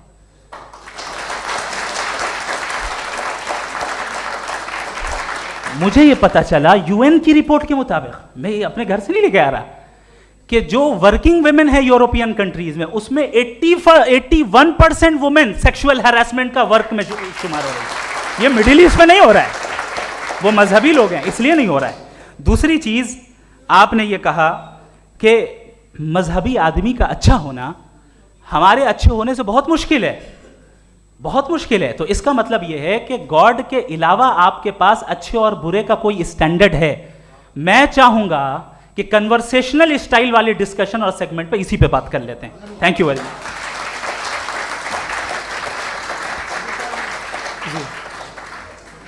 ये रिबटल का राउंड 2 है, आपके पास 5 मिनट का वक्त है और इसके बाद क्रॉस एग्जामिनेशन शुरू करेंगे। आप चाहें तो जो इन्होंने सवाल पूछे उनके जवाब आप रिबटल में भी दे सकते हैं। जी जी, देखिए पहले तो ये बात कि ये मिसाल गलत नहीं है, गलत है। इन्होंने पहले ही हमको डिसार्म कर दिया, कह लिया अकल से मामला सॉल्व नहीं हो सकता, लॉजिक से आप पहुंच नहीं सकते। ये एक मेटाफिजिकल चीज़ है। मेटाफिजिकल अजीब सा लफ्ज़ है, ठीक से किसी को माने नहीं मालूम इसके, तो ऐसा लगता है कुछ बड़ी चीज़ है। अरे भाई क्या होता है मेटाफिजिकल, बताओ, खड़ी हो। ये एक लफ्ज़ है जो कहीं भी इस्तेमाल हो जाता है। जब आप एक बात कर रहे हैं और आप मुझसे बहस कर रहे हैं तो मुझे मेटाफिजिकल मत बताइए, आप लॉजिकली मुझे प्रूव किए। और अगर लॉजिकली आप नहीं बात करते साहब ये मेटाफिजिकल है, तो फिर हम आप बात क्या कर रहे हैं? मेरा आपका किस ज़बान में कॉन्वर्सेशन होगा? और ये कहना कि वक्त पहले नहीं था, तो फिर क्यों कहते हैं ये हमेशा से और हमेशा रहेगा? हमेशा वक्त है, तो आप कैसे कहते हैं वो हमेशा से है और हमेशा रहेगा? हमेशा का मतलब है कोई वक्त, अगर वक्त ही नहीं है तो हमेशा कैसे? बाहर वो रहेगा। अब मैं ये देखता हूँ, आपने कहा ना कि वहाँ रेप ज़्यादा होते हैं, तो हम एक बात देखते हैं कि ये दुनिया जिस पे वो कादर मुतलक है, जिसकी मर्ज़ी के बगैर पत्ता भी नहीं हिलता, ओमनीपोटेंट है, ये दुनिया चल कैसे रही है? और इस दुनिया का हाल क्या है? 45,000 बच्चे जो 10 साल की उम्र से कम थे वो गाजा में मरे। भूख से काला हांडी में बच्चे मरते हैं और डिप्थेरिया से मरते हैं। डिप्थेरिया अजीब मर्ज है, गले में जाली बनना शुरू होती है, बच्चा नीला हो जाता है, गरीब का बच्चा, इसलिए कि उपास इलाज में। ये कादर मुतलक है जो चाहे कर दे, इससे आप दुआएं मांगते हैं हमारी ये काम कर दे वो कर दे, तो इसका मतलब डे टू डे लाइफ में वो इंटरफेयर करता है और ये देख रहा है वो। अगर वो वाकई भी है फॉर डिस्कशन से एक, तो मैं जब दुनिया देखता हूँ तो मेरे दिल में उसके लिए कोई इज्जत नहीं पैदा होती। ये क्या कर रहे हो तुम पूरे ऑल पावरफुल हो, ओमनीपोटेंट हो, ओमनी प्रेजेंट हो। तुम तो वहाँ गाजा में रहे होगे ना, तुम हर जगह हो। तुम देख रहे थे कि बच्चे की कैसे धज्जियाँ उड़ रही, तुम देख रहे थे और तुम चाहते हो मैं तुम्हारी परस्तिश करूँगा, तुम हो भी। अरे यार इससे अच्छे तो हमारे चीफ प्राइम मिनिस्टर हैं, कुछ तो ख्याल करते हैं। कमाल है, आप किसकी इबादत कर रहे हैं? अगर वो है भी, ये दुनिया नाइंसाफी से, जुल्म से, जबर से, तशद्दुद से भरी हुई। और आप ये मत कहिएगा कि वो देख रहा है और वो बताएगा एक दिन। अगर वो देख रहा है और इंटरफेयर नहीं करता तो आप दुआ क्यों मांगते? आप कहते हैं मेरा ये काम करा दे, इसके मतलब है वो दखल दे सकता है, वो आपको नौकरी दिलवा सकता है, भले दूसरे आदमी को न मिले, मगर आपका काम कर देगा चूंकि आपने दुआ मांगी है। तो जब वो आपको नौकरी दिला सकता है, लड़की की शादी कर सकता है, बेटे को ग्रीन कार्ड दिलवा सकता है, तो कम से कम ये जो मर रहे हैं बच्चे इनको रोक दे, कुछ तो करे। मुझे तो दुनिया में इस दुनिया का कोई मालिक है, इसका ओमनीपोटेंट कोई रूलर है और ये दुनिया ऐसी चल रही है। मैं तो चाहूँगा कि भाई ना हो, अगर हो तो बड़ी शर्मिंदगी की बात है। शुक्रिया।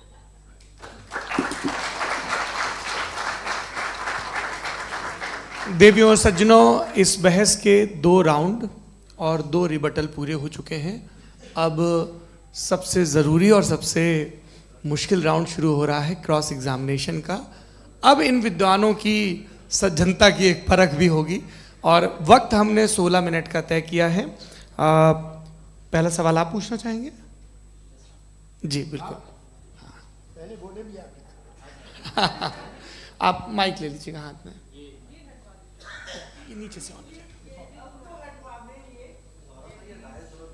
जी मैं बोलता हूँ, ये डायस हटा सकते हैं क्या हम थोड़ा क्विकली? डायस पीछे कर दीजिए बस थोड़ा सा, है ना, ताकि ये जो दाएं बाएं लोग बैठे हैं इसे हटा ही दीजिए। अब हम वहाँ तो जाने वाले नहीं, आराम से आराम से आराम से। दोनों तरफ से हटा दीजिए।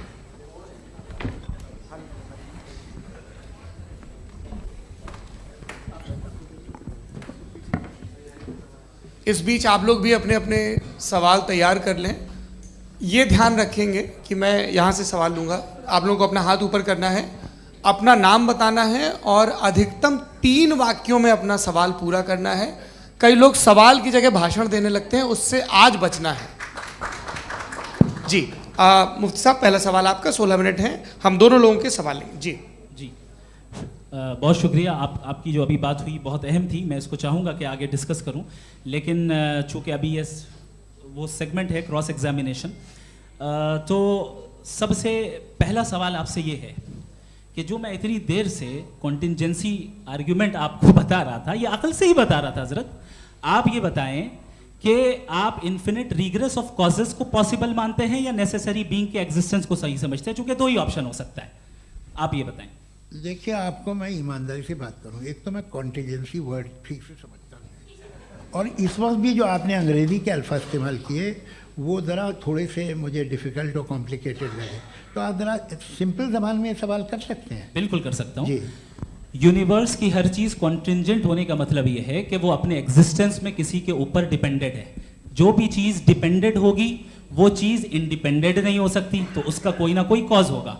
तो अब आप क्या समझते हैं कि ये इन्फिनिट रिग्रेस है, यानी कॉज पर कॉज, कॉज पर कॉज, कॉज पर कॉज, और कभी कोई यानी ये एंडलेसली चलता रहा? क्योंकि अगर ऐसा होगा तो हम तो एग्जिस्टेंस में आते ही नहीं। लॉजिकली ये मुत्तफक अलैह चीज़ है, मुत्तफक अलैह अग्रीड अपॉन। ओके,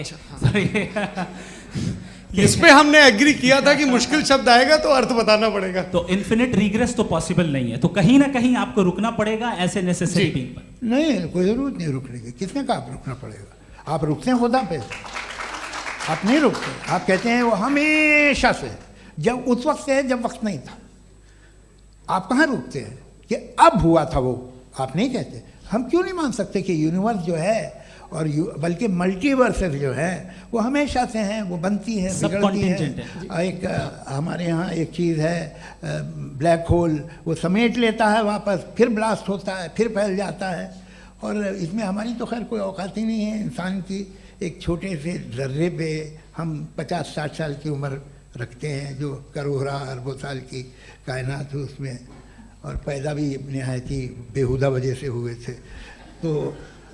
तो इसमें ये सोचना कि इसकी वजूहात और ये क्यों है, ये डिपेंडेंट है, ये हम देख रहे हैं, क्या मालूम। आप सोचिए कि ये जो फैल रही है कायनात, ये कहाँ फैल रही है, ये कहाँ जा रही है, और ये फैल क्यों रही है? अरे बना ली थी तुमने, रुको भैया, काफ़ी है। ये फैल क्यों रही है? ये और कौन सी कायनात जिसे मैं दूरबीन से देखता हूँ तो 2 बिलियन लाइट ईयर पे है, उससे मेरा कोई वास्ता ही नहीं है।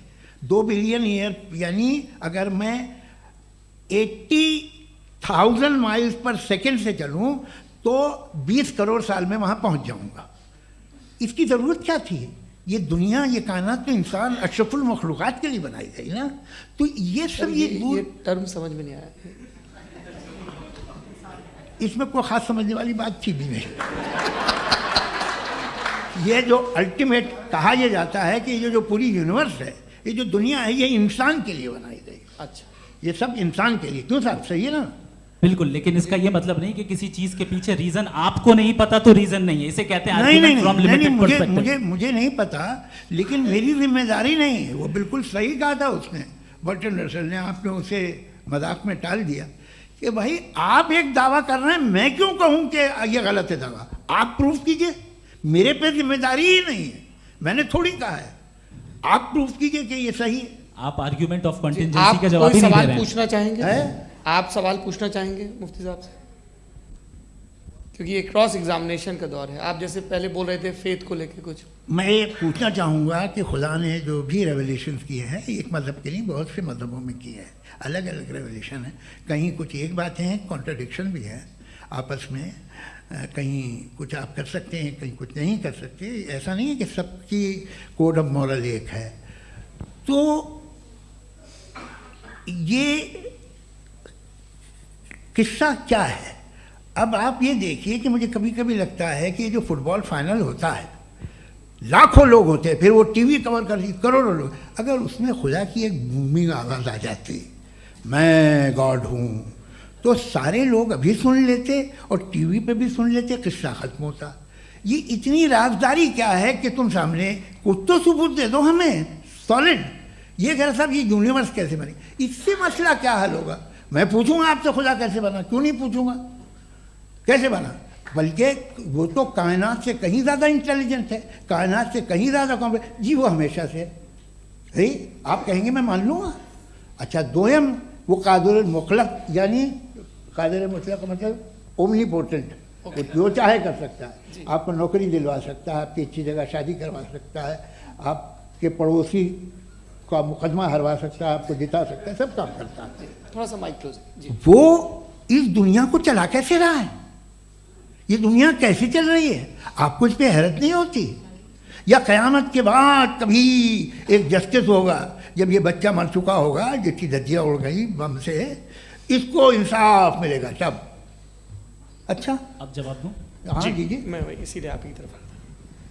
सबसे पहले आपने रेवलेशन और स्क्रिप्चर्स की बात की, इस पे मैं बात कर सकता हूं लेकिन आज नहीं करूंगा चूंकि वक्त कम है, कभी और इस पे डिस्कस करेंगे। मैं तैयार हूं उस पे भी बात करने के लिए। ये अभी से राउंड 2 की भूमिका तय हो रही है।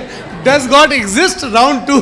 जी चूंकि आज गॉड के एग्जिस्टेंस पे बात है तो मैं उसी के रिलेटेड जो है आपके सवालात को एंटरटेन भी करूंगा और मैं भी पूछूंगा।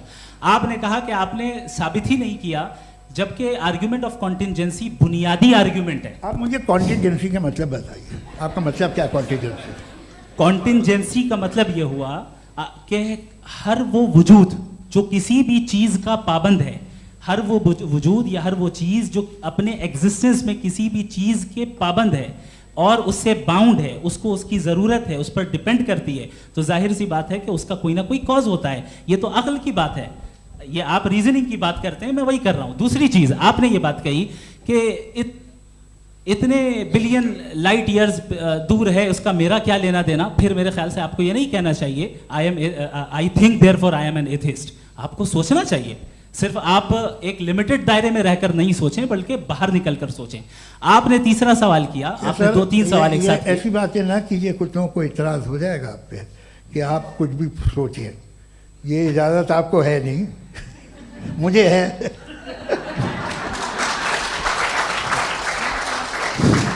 जी आपने प्रॉब्लम ऑफ इविल के ताल्लुक से सवाल किया और बार बार आप एक लफ्ज रिपीट कर रहे हैं कि ओमनीपोटेंट गॉड है, ऑल पावरफुल गॉड है।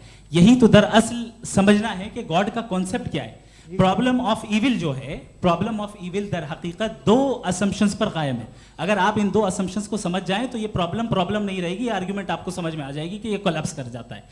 पॉइंट नंबर 1, यानी जो आपका सबसे पहला फॉल्स असम्पशन है कि गॉड मर्सीफुल है, ओमनीपोटेंट है, दुनिया में जुल्म हो रहा है।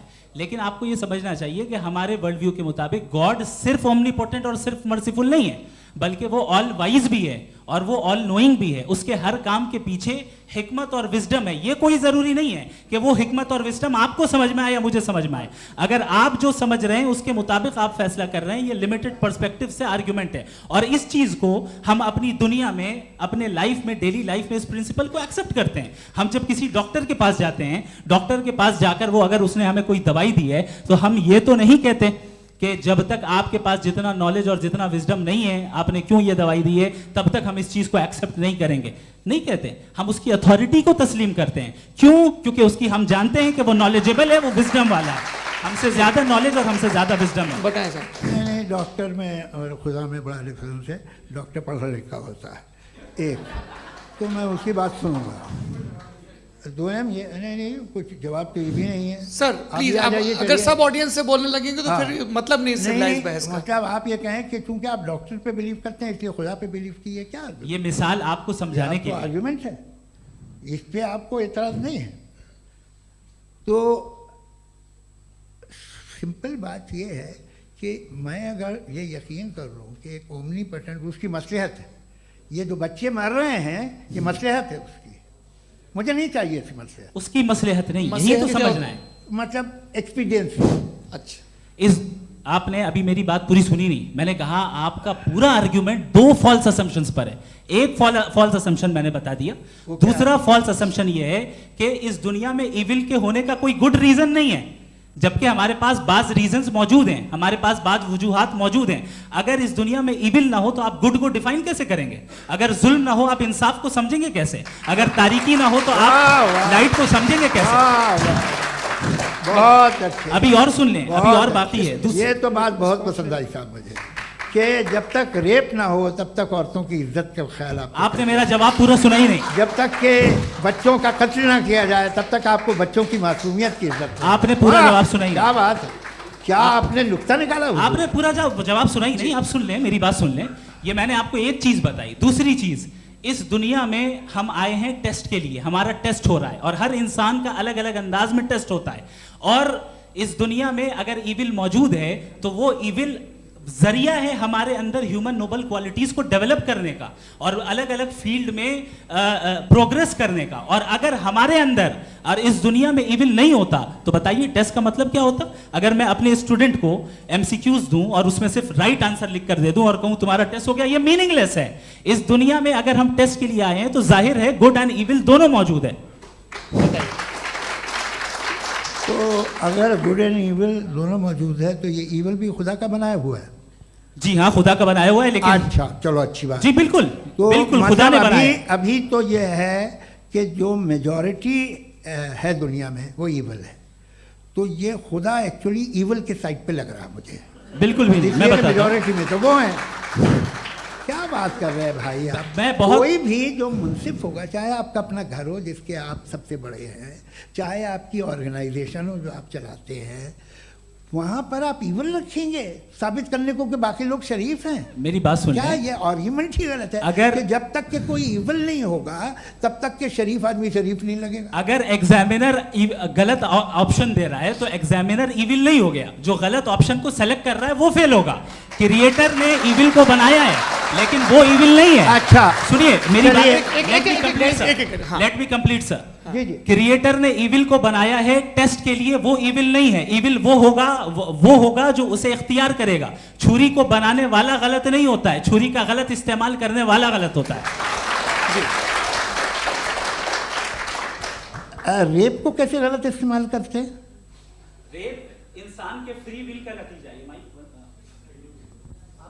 ये रेप कैसे गलत इस्तेमाल होता है? ये मुझे अब सुन लें, अब सुन लें। गलत इस्तेमाल होता है। हाँ मैं बता रहा हूँ ना, कैसे गलत? मैं बता रहा हूँ कि जो इविल इस दुनिया में मौजूद है उसके कई सारे तरीके हैं। एक तरीका इंसान का अपना फ्री विल है। अब अगर कोई रेपिस्ट रेप कर रहा है तो इसका गॉड का कसूर नहीं है, वो अपने फ्री विल का गलत इस्तेमाल कर रहा है, उसको सजा मिलनी चाहिए। अच्छा, और उसी के लिए जहन्नम बनाई गई है। ये फ्री विल का भी बड़ा चक्कर। आप जब कोई बुरा काम करते हैं या कोई बुराई होती है तो ये कहा जाता है कि ये फ्री विल है। 7 billion free wills are moving on this planet. 7 billion free will. और एक आदमी अपनी फ्री विल से मुझे कत्ल कर दे तो मैं खुदा की मर्जी से मरा हूँ कि इसकी फ्री विल की वजह से? मेरी मौत खुदा के हाथ है या इस फ्री विल वाले के हाथ है? खुदा ने फ्री विल का निजाम बनाया है और उस निजाम का गलत इस्तेमाल करके कोई आपको मार रहा है, इस्तेमाल करके मेरा कत्ल कर देता है। अब मेरी मौत का जिम्मेदार कौन है? वो इंसान जिम्मेदार है। वो इंसान जी। तो ये कहना कि और उसको सजा मिलेगी। तो अब आप आगे चलिए कि ये तय करना कि अल्लाह ही या अल्लाह ने खुदा ही जिंदगी देता है, खुदा ही मौत देता है, ये गलत है। बिल्कुल गलत नहीं है। हाँ, नहीं, निजाम उसी ने बनाया फ्री विल का। निजाम मौत और हयात का उसी ने बनाया। You are contradicting yourself. अभी आपने कहा कि एक आदमी ने फ्री विल से आपको मार दिया, इसमें उसे फ्री विल दी गई थी, उसने गलत इस्तेमाल किया। 7 billion free wills are moving on this planet और आप चाह रहे हैं कि मैं सिर्फ खुदा का ध्यान करूं। ये 7 बिलियन फ्री विल्स को मुझे लुक आफ्टर करना पड़ेगा कि नहीं? ये तो तबाहियां कर रही हैं और तबाहियां ज़्यादा हो रही हैं। बिल्कुल। तो अगर आप बताएं अगर खुदा नहीं है फॉर एग्जाम्पल, तो आप इविल को कैसे डिसाइड करेंगे? यानी how can you define evil objectively without God? देखिए दुनिया में 2 तरह के जानवर हैं, एक जो अकेले रहते हैं जंगल में और एक जो ग्रुप्स में रहते हैं। ग्रुप में जो भी रहेगा, चाहे वो आपका फाउंडेशन हो, चाहे कोई क्लब हो, चाहे कोई पॉलिटिकल पार्टी हो, चाहे कोई यूनिट हो, उसमें आपको इंटरैक्ट करने के रूल बनाने पड़ेंगे। यानी लोग तय करेंगे। लोग तय करेंगे। अगर लोगों ने ये तय किया कि किसी का रेप करना सही है, आप जस्टिफाई करेंगे? नहीं, आपका फाउंडेशन तो ये हो गया ना कि लोग ही विल डिसाइड करेंगे। नहीं, अरे दुनिया में ऐसे ग्रुप्स हैं जो रेप को जायज़ मानते हैं सर्टेन हालात में।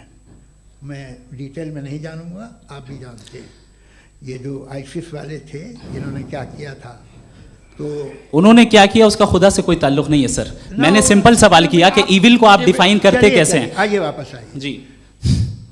आप साथ में तभी रह सकते हैं जब कुछ आप ऐसे उसूल डेवलप करें जिसमें हर एक का बेसिक तहफ़्फ़ुज़, हर एक का बेसिक राइट हो और हर एक को कोई आराम मिले।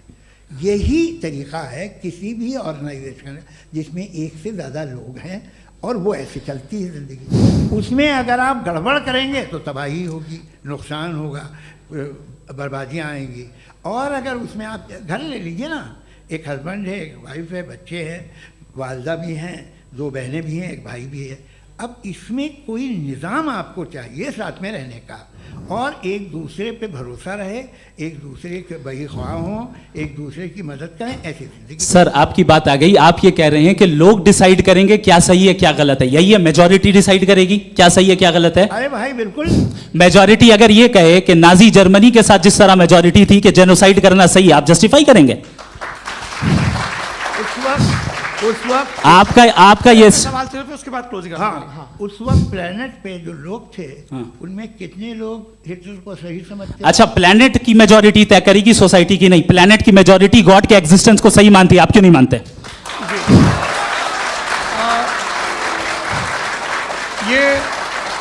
हेलो ये क्रॉस क्वेश्चन का राउंड यहाँ पर समाप्त होता है। और ये बड़ा अच्छा है कि इस तरह से फ्रेगमेंट कर दिया गया है ताकि जो मरकरी ऊपर जा रहा है नीचे जवाब दे दूं। जी। प्लेनेट की ज़्यादातर मेजॉरिटी कुछ दूसरे मजहबों के खुदा को मानती है। आप उन्हें क्यों नहीं? आप तो मेजॉरिटी की बात कर रहे हैं। अच्छा, ये क्लोजिंग आप ये कह रहे हैं इविल और गुड को डिसाइड मेजॉरिटी करेगी। मेजॉरिटी जो कर दे वो सही हो जाएगा। क्लोजिंग इसको जैसा आप ही लोगों ने तय किया है उसी फॉर्मेट को फॉलो कर लेते हैं। हाँ भाई, मैंने तो भले लोगों पे एतबार किया और तब मॉडरेशन तय किया। जी, आपके पास 5 मिनट का वक्त है, क्लोजिंग आर्ग्यूमेंट है, उसके बाद हम ऑडियंस से क्वेश्चन आंसर लेंगे जावेद साहब की क्लोजिंग आर्ग्यूमेंट के बाद। ओके, बहुत शुक्रिया जी। हमारा जो टॉपिक है डज गॉड एग्जिस्ट, मैं इस पे इतने एकेडमिक तैयारी करके आया था। मुझे था कि मैंने सोचा था कि कई सारे मैं आर्ग्यूमेंट्स दूंगा, लेकिन वक्त की भी किल्लत और जावेद साहब बार बार इधर उधर चले जा रहे थे तो उसको भी थोड़ा एंटरटेन करना पड़ गया। डज गॉड एग्जिस्ट पे मैं एक ही आर्ग्यूमेंट दे पाया। आर्ग्यूमेंट्स बहुत हैं और डेफिनेटिव आर्ग्यूमेंट्स हैं, और मेरे आर्ग्यूमेंट को किसी एक राउंड में भी इन्होंने एंटरटेन नहीं किया और रेफ्यूट नहीं किया। एक राउंड में भी नहीं, एक राउंड में भी नहीं। और ना ही अभी आपका क्लोजिंग आर्ग्यूमेंट आएगा, नहीं, वो बता देना। Argument of contingency sir. अरे मैं आपसे कई बार कह चुका हूं कंटीजेंसी का मतलब अब मैं कैसे समझाऊं आपको? आपस में हाँ, आप और कितने आसानी से समझाऊं मैं? मुझे तो नहीं समझ में आ रहा है। आप अपनी आर्ग्यूमेंट ऑफ कंटीजेंसी उर्दू में बोल सकते हैं। हाँ, आप अपनी बात पूरी कर लें जी, आखिरी 4 मिनट। दूसरी चीज, just a minute please ma'am, can I talk? दूसरी चीज ये है कि आपने एक तो इसका जवाब नहीं दिया, दूसरा आपने गॉड के ना होने पर कोई डेफिनेटिव आर्ग्यूमेंट नहीं दिया, सिर्फ मजहब पे बात कर रहे हैं आप। मजहब तो आज हमारा टॉपिक ही नहीं था। आज तो हमारा टॉपिक वो आप मजहब से ले लेकर आईएस तक चले गए। भाई हमारा क्या ताल्लुक है उससे? We condemn them. और उसका गॉड से क्या ताल्लुक है? अगर कोई गलत काम कर रहा है, किसी ने किसी को कत्ल किया, किसी ने किसी का रेप किया, उसको सजा मिलनी चाहिए। और आपके पास कोई भी rational strong foundation of morality नहीं है।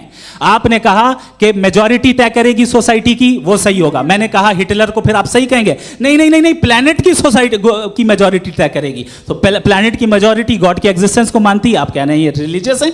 तो यानी आपके पास कोई स्ट्रॉन्ग फाउंडेशन नहीं है ऑब्जेक्टिव मोरालिटी का। ऑब्जेक्टिव मोरालिटी का अगर कोई फाउंडेशन है तो वो सिर्फ गॉड है, गॉड है, गॉड है। थैंक यू जी। ये मुफ्ती शमाइल नदवी साहब का क्लोजिंग आर्ग्यूमेंट था। अब हमारे पास जी मैं जी ये बड़ा अच्छा है कि दोनों लोगों को मॉडरेटर से शिकायत भी और बोल रहे भाई हमारी शाबाशी भी तो करते चलो। अब मेरी बात जी आपके पास जावेद अख्तर साहब 5 मिनट का वक्त है, ये आपका क्लोजिंग आर्ग्यूमेंट है, टाइम रीसेट कर दें जी। देखिए बहुत सारी बातें हैं। गॉड का डेफिनेशन दुनिया के किसी भी रिलीजन में है कि वो ओमनीपोटेंट है, ओमनीप्रेजेंट है, he is just, he is kind, he loves you and so on. मैं जब दुनिया देखता हूँ तो मुझे कोई ऐसा सुप्रीम पावर यहाँ दिखाई नहीं देती है जो इंसान की बहबूदी के लिए कुछ कर रही हो, कमज़ोर को बचा रही हो, मदद कर रही हो, जालिम को पीछे हटा रही हो। मैं नहीं देखा, तारीख़ में नहीं। एक तो अगर है और ये देख रहा है तमाशा तो उसका होना न होना बराबर है। दोयम ये कि ये जो है जब आप ये कहते हैं कि कायनात जिसकी कंटिजेंसी है, मैं देखिए वो लफ्ज़ इस्तेमाल किया मैं, तो ये कैसे हो सकती है भाई? और फ़ौरन आप सरेंडर कर देते हैं कि जाहिर है कि इसका बनाने वाला तो इससे 10,000 गुना ज़्यादा कॉम्प्लिकेटेड होगा। उस पर आपके होने पे कोई इतराज़ नहीं है। उसे वो टाइमलेस है, वो पहले से था, टाइम तो बहुत बाद में आया। ये सब आप मानने को तैयार है जिसका आपके पास कोई सबूत नहीं, आपके पास कोई रीज़न नहीं है। आपकी तारीफ क्या है मज़हबों की? बिलीफ की, जो खुदाओं का बिलीफ है, ये कॉन्स्टेंटली गलत साबित होता रहा है। मतलब आप कहें कि अरिस्टोटल के ज़माने में तो सब जाहिल थे, वो भी इतने ही यकीन से खुदा पे यकीन रखते थे जो अब नहीं रहा, ये भी नहीं रहेगा। आप लिख लीजिए और इसके आसार आपको दुनिया में दिखाई देना शुरू हो चुके हैं। ये बहस क्या आज से 100 साल पहले इस तरह हो सकती थी? यहाँ तक तो आपको हम ले आए हैं। तो सर अरे इनको मदद की ज़रूरत नहीं भाई, ये सेल्फ सफिशिएंट आदमी है, आप क्यों इनकी मदद कर रहे हैं? Sir please. तो ये जो है तमाम बातें अपनी जगह हैं। ये एक पैकेज है। आप अकेले, कोई आदमी ऐसा नहीं जो सिर्फ गॉड को मानता हो, उसके साथ बहुत पैराफर्नेलिया आता है, अलग अलग पैराफर्नेलियाज आते हैं। They have always created chaos in the society. मैं तो आपको सीधा ऑफर देता हूँ कि दुनिया में 10 इम्पॉर्टेंट बिलीव्स हैं। आप एक मानते हैं, 9 नहीं मानते, 9 में आप एथियस्ट हैं, 9 को आप बिल्कुल रीजनेबली मेरी तरह देखते हैं। तो 90 मजहबी आदमी भी 90% एथियस्ट है। वो दूसरे खुदा नहीं मानता, एक खुदा मानता है अपना वाला, बाकियों को कहता है गलत है। अगर आप मानना ही बंद कर दें तो आपका 10% चांस है कि आप सही हैं और 90% चांस है कि आप गलत हैं। मेरा मशवरा है आप मानना छोड़ दिए तो 50% चांस होगा कि आप सही हैं और 50% चांस होगा, 40% आप गेन करेंगे बाय बिकमिंग एथियस्ट।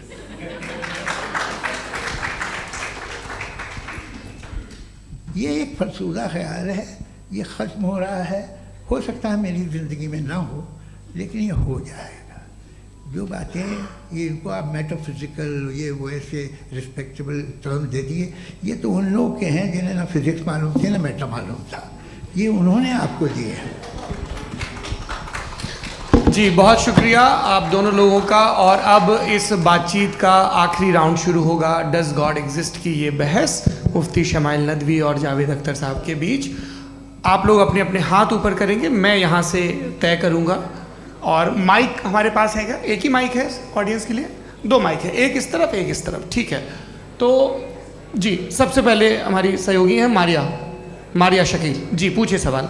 थोड़ा सा रुकेंगे ताकि कैमरे का फ्रेम आप पर आ जाए, आपकी तो प्रैक्टिस है टीवी की। जी नदवी साहब, मैं खुदा को मानती हूँ, पहले मैं इसी प्रमाइस से शुरू कर रही हूँ और ये बता रही हूँ आपको, मैं मानती हूँ। लेकिन कुछ सवाल हैं जो जावेद साहब ने उठाया, उसका जवाब आपको देना चाहिए।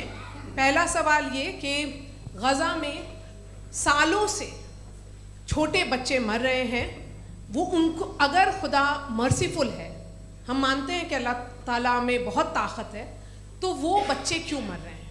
दूसरी बात ये कि अगर कंटिजेंसी की जो आप बात करते हैं, पूरे मुस्लिम ममालिक मिल करके भी उन गज़ा के बच्चों को क्यों नहीं बचा पा रहे हैं? क्योंकि अगर वो चाहते, क्योंकि अल्लाह ताला उन पर हुकूमत करते हैं, सब पर हुकूमत करते हैं, तो वो उनको क्यों नहीं बचा? जी थैंक यू वेरी मच।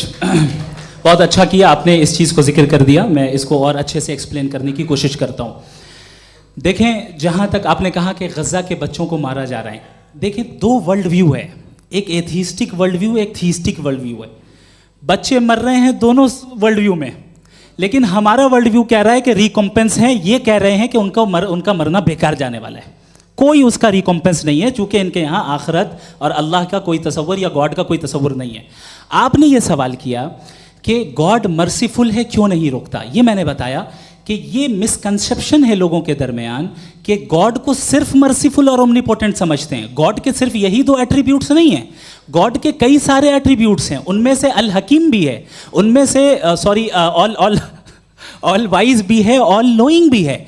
लिहाजा अगर इस दुनिया में किसी को तकलीफ आ रही है और गॉड उसको नहीं रोक रहा है, वो इसलिए नहीं रोक रहा है चूंकि इंसानों को फ्री विल दिया गया है। ठीक इसी तरीके से अगर एक डॉक्टर किसी छोटे बच्चे को इंजेक्शन लगा रहा है, उसे तकलीफ पहुंच रही है, उसके लिमिटेड पर्सपेक्टिव के एतबार से ये गलत हो रहा है और डॉक्टर बुरा है। लेकिन जब आप ब्रॉडर पिक्चर को देखेंगी, आपके और हमारे पास सिर्फ एक पिक्सल है, हमें इतना नजर आ रहा है कि गजा में कत्ल हो रहा है, लेकिन इसके पीछे कितना रिकॉम्पेंस उनको मिलने वाला है, पूरा पिक्चर गॉड के पास है। तो एक पिक्सल से आप पूरे पिक्चर को कभी भी जज नहीं कर सकती। आप इसमें कुछ जोड़ना चाहेंगे?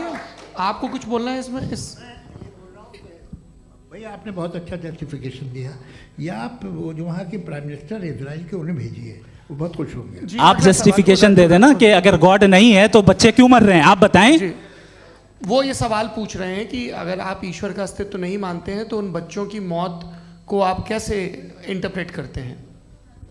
भाई ये दुनिया जो है, जो ताकतवर लोग होते हैं वो एक नाइंसाफ़ी करते हैं। तो ये अच्छा काम है आपके नज़दीक, तो नेचर नाइंसाफ़ी पे मबनी है। अरे मेरे भाई, आप नेचर की कहाँ बात कर रहे हैं, तो इंसान की बात। तो फिर जब मैं इंसान की बात कर रहा था आप नेचर की बात करने लग गए। क्रॉस एग्जामिनेशन नहीं। हाँ, अब आप मुझे बोलने नहीं देंगे तो अलग बात है, आप बोलिए, मुझे कोई जल्दी नहीं। जी नहीं, ये क्रॉस एग्जामिनेशन मुझे बोल तो लेने दीजिए। जी बोलिए। क्या बात ये है कि ह्यूमन सोसाइटी तभी साथ में रह सकती है जब वो मोहब्बत से, एकता से, एक दूसरे के एहतराम करके रहे। इसके अलावा पॉसिबल नहीं है, अकेले तो इंसान रह नहीं सकता। वहाँ पर कुछ लोग हैं जो फाउल करते हैं, वो फाउल हमेशा से तारीख में होता आया है। आज ये हो रहा है, जो हो रहा है बहुत बुरा हो रहा है, बहुत जालिमाना है, बहुत जाबराना है। उसको आप कहें कि ये बच्चों को कॉम्पनसेशन मिल जाएगा या इसकी इंजेक्शन है, इंजेक्शन तो हेल्थ के लिए दिया जाता है।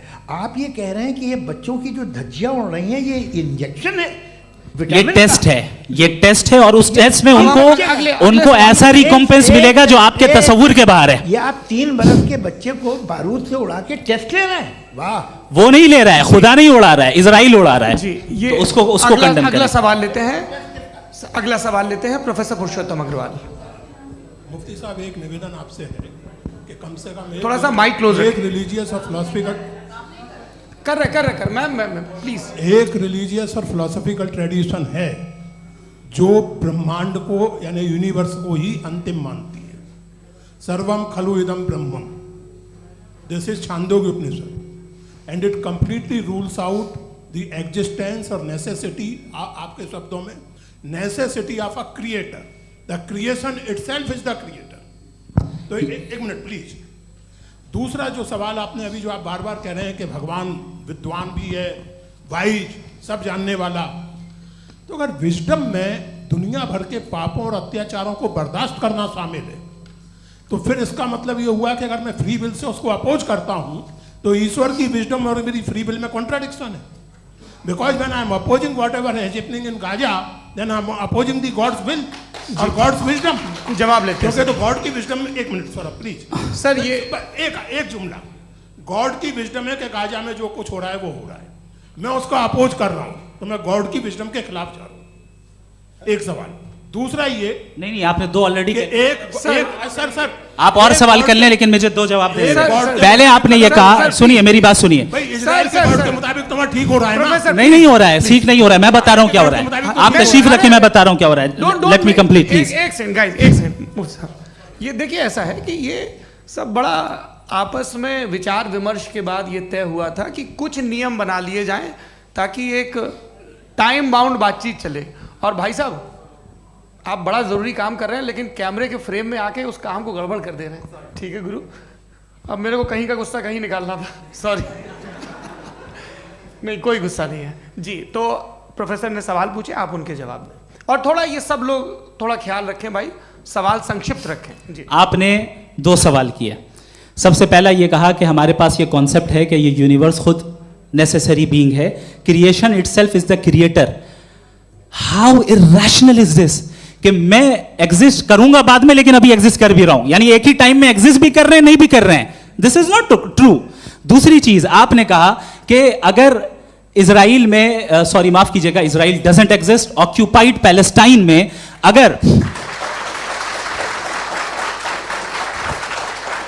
अगर ऑक्यूपाइड पैलेस्टाइन में बच्चों को मारा जा रहा है फ्री विल की वजह से और गॉड नहीं रोक रहा, ये कॉन्ट्रडिक्शन है। ये बताइए कि एक एग्जाम में एक बच्चा गलत आंसर लिख रहा है, सुनिए, एग्जामिनर चाहे तो रोक सकता है, क्यों नहीं रोक रहा है?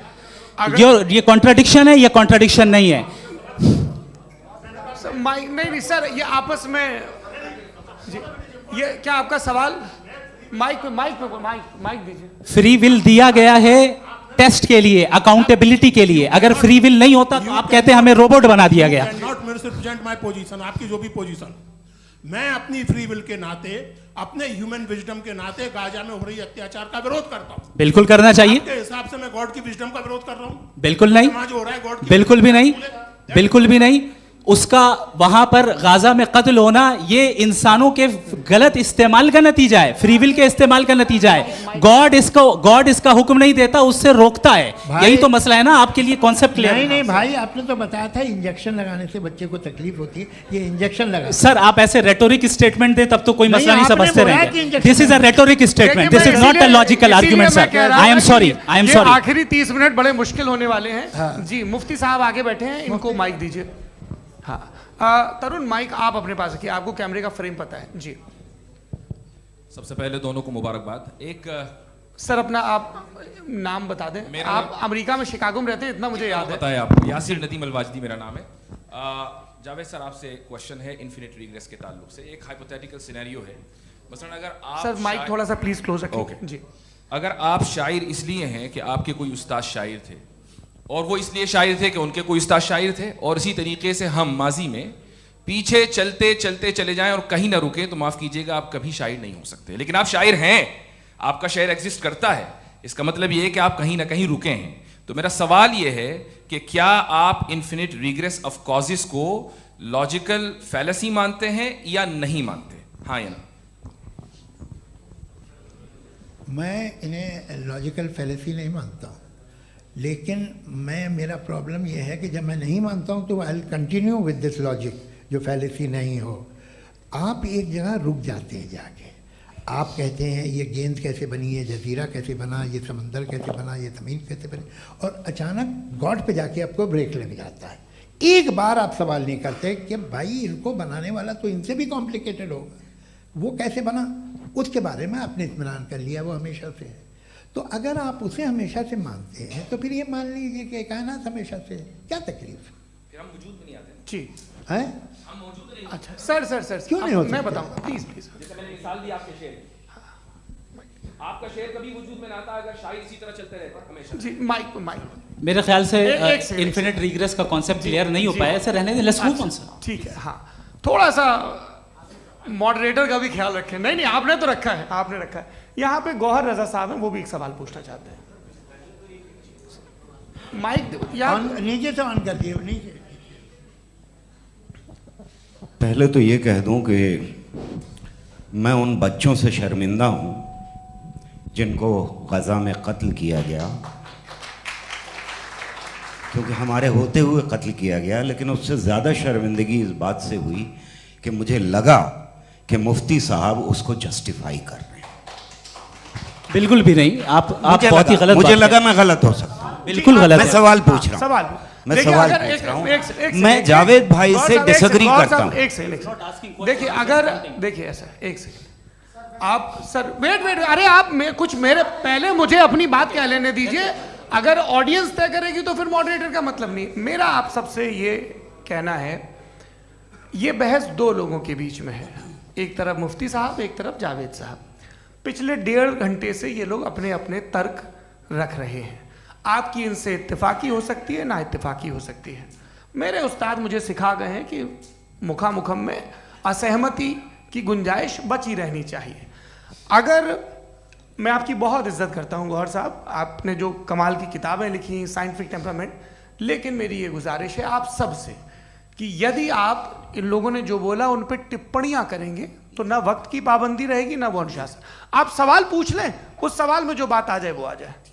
मैं जावेद साहब से डिसएग्री करता हूं, इसलिए जावेद साहब से सवाल पूछ रहा हूं। आपका सवाल जावेद अख्तर साहब से। और सवाल ये है मेरा कि जावेद साहब ने कई बार लॉजिक का इस्तेमाल किया कि साइंस में लॉजिक है और रिलीजन में लॉजिक नहीं है। मेरा ख्याल ये है कि रिलीजन में भी लॉजिक है, लेकिन उस लॉजिक की बेसिस ये है कि आप रुक जाते हैं, जिसका जिक्र जावेद साहब ने बार बार किया, यानी खुदा के तसव्वुर पे आते हुए, गॉड के तसव्वुर पे आते हुए रुक जाते हैं। और इसमें सवाल पूछना मतलब फॉरबिडन होता है। सवाल यह है कि क्या जावेद साहब इससे एग्री करते हैं कि साइंस की लॉजिक अलग है और रिलीजन की लॉजिक अलग है? बताइए सर। देखिए, 3 चीज़ें हैं। साइंस है, एक है मंतिक है, इस्तिदलाल है, और एक जो है कुछ भी नहीं है, फेथ है, अकीदा है। मैं अकीदे की लॉजिक का कायल नहीं हूँ। मुझे आप इस्तिदलाल से, लॉजिक से, रीज़न से समझाइए, मैं मानने को तैयार हूँ, मेरा क्या नुकसान होगा। लेकिन ये कि अकीदे पे मैं नहीं जा सकता हूँ। अकीदे का मतलब है कि तुम ये मान लो, सवाल ना करो, ये नहीं। आप सारी बातें करके, बड़ी साइंटिफिक बातें करके एक जगह जाके खुदा के हुदूद पे रुक जाते हैं, सरेंडर कर देते हैं। मैं सरेंडर करने को तैयार नहीं। That's all. जी, ये आगे सर बैठे हुए हैं, इनको माइक दीजिए। भाई वो आप पूछना चाह रहे थे ना भाई? हाँ, नहीं मैं ये। थैंक यू जी। आपका नाम? आसिम इफ्तिखार। आसिम जी, पूछिए। सर, जावेद सर से सवाल है कि आपने अपने क्लोजिंग, माइक थोड़ा करीब अपने क्लोजिंग स्टेटमेंट में ये बात कही थी कि मज़हब का जो फ्यूचर है वो ज़्यादा दिन नहीं जाने वाला है। लेकिन मैं देख पा रहा हूँ कि जो ऑक्सफोर्ड यूनिवर्सिटी की एक स्टडी है 2011 में हुई है, जिसके 50 एकेडमिशियंस ने इसको अंजाम दिया था, उसमें वो ये कहते हैं कि जो फेथ इन गॉड है वो इनबिल्ट है ह्यूमन नेचर के अंदर, जिसको हम कहते हैं फितरत के अंदर शामिल है वो। और वो ये कहते हैं कि अगर कोई ये समझता है कि मज़हब को वो ख़त्म कर देगा तो ये उसकी गलत फहमी है। तो आप इसके बारे में, इस स्टडीज़ के बारे में क्या कहते हैं? ठीक है, मैं उनसे एग्री नहीं करता हूँ। वो कौन से प्रोफेसर होंगे? ऐसा उनके पास डेटा है, इन्होंने डेटा के बेस होगा। डेटा क्या हो सकता है? फ्यूचर का डेटा तो नहीं हो सकता ना उनके पास, प्रेजेंट का डेटा हो सकता है। डेटा आपने सुना 100 साल पहले का बाद का डेटा? मैंने तो नहीं सुना आज तक। तो आज उनकी ये राय है और होगी राय, ठीक है। दुनिया में तरह तरह की राय है लोग, लेकिन मैं समझता हूँ कि वक्त के साथ इंसान ज़्यादा से ज़्यादा रीज़नेबल और लॉजिकल होता जा रहा है। आज आप देखिए वेस्टर्न यूरोप में क्या परसेंटेज है नॉन बिलीवर्स की, बहुत हाई। वहाँ चर्च खाली पड़े होते हैं। तो अल्टीमेटली तो इंसान कोई ऐसी बात बहुत अरसे तक नहीं मान सकेगा, चाहे गलत या सही, जो उसे, उसके दिमाग को, उसके जहन को, उसकी लॉजिक को अपील न करे। वो कह रहे हैं तो ऑक्सफोर्ड के होंगे तो कैम्ब्रिज के होंगे, तो मुझे क्या लेना देना। उनका डेटा मुस्तकबिल का नहीं हो सकता है। जी। दीपक, हाँ पूछिए। मैं आऊँगा, अभी पीछे की साइड भी आऊँगा, माइक वहीं भेजूंगा 2-3 साल के लिए। जी जावेद साहब, आपसे सवाल है। नमस्ते। अरे भाई सर, अगर आप ही लोग तय करना है तो फिर 200 लोग तय कर लें। नहीं sir, please don't do this sir. Everybody has a right sir, but we can only take selected questions. No sir, ये यंग लोग भी हैं तो इनकी ये अब उतने यंग, भाई आप यंग हैं कि नहीं हैं? वो कह रहे हैं वो भी यंग हैं साहब, आप उनकी नौजवानी पर दावा उनको ही करने दें। हाँ मुफ्ती साहब आप यंग, हाँ पूछे। अरे भैया सर, मेरा सवाल ये है, कुछ इनसे भी तो पूछो। जी नहीं, बस आपसे एक सवाल है। जैसे थीस्टों के पास, अपने जो ईश्वर को मानते हैं, उनके पास अपने सोशल गेट टुगेदर्स हैं। 5 रोज़ आज क्रिसमस आने वाला है, होली है, दिवाली है, ईद है। एथिस्ट क्या ऑफर कर रहे हैं? मतलब मैं इनकी दुकान से बोलूं, मैं आना चाहता हूं उस तरफ, पर मैं अट्रैक्ट नहीं हो पा रहा हूं। मैं सोशल गेट टुगेदर्स क्या है आपके पास? वो ये कह रहे हैं कि जो धार्मिक लोग हैं, अलग अलग धर्म के लोग, उनके उत्सव त्योहार, कॉन्ग्रेगेशन बहुत हैं। अब आपको मैं एक सुनाता हूँ, यहाँ हिस्टोरियन भी बैठे हैं। मृदुला जी, आप बताइएगा सही है क्या? ये एक कॉन्स्टेंटाइन एक ग्रीक रोमन बादशाह था जो क्रिश्चियनिटी आने के 400 साल बाद उसने डिसाइड किया कि मैं क्रिश्चियन हो जाऊंगा, मेरी पूरी स्टेट कैंसिल हो जाएगी। उस ज़माने में ऐसे ही होता था, राजा जो धर्म इख्तियार करता था वो जनता भी कर लेती थी, इसलिए कि वो हो गया था बैंकरप्ट, और उसे जो मेडिटेरियन कोस्ट के रिच क्रिश्चियन वो थे मर्चेंट, उससे पैसा चाहिए था। तो उसने कहा यार क्रिश्चियन हो जाओ। तो उसने अपने वजीर से कहा कि भाई ये हिस्ट्री है कि अब हम लोग क्रिश्चियन हो जाते हैं।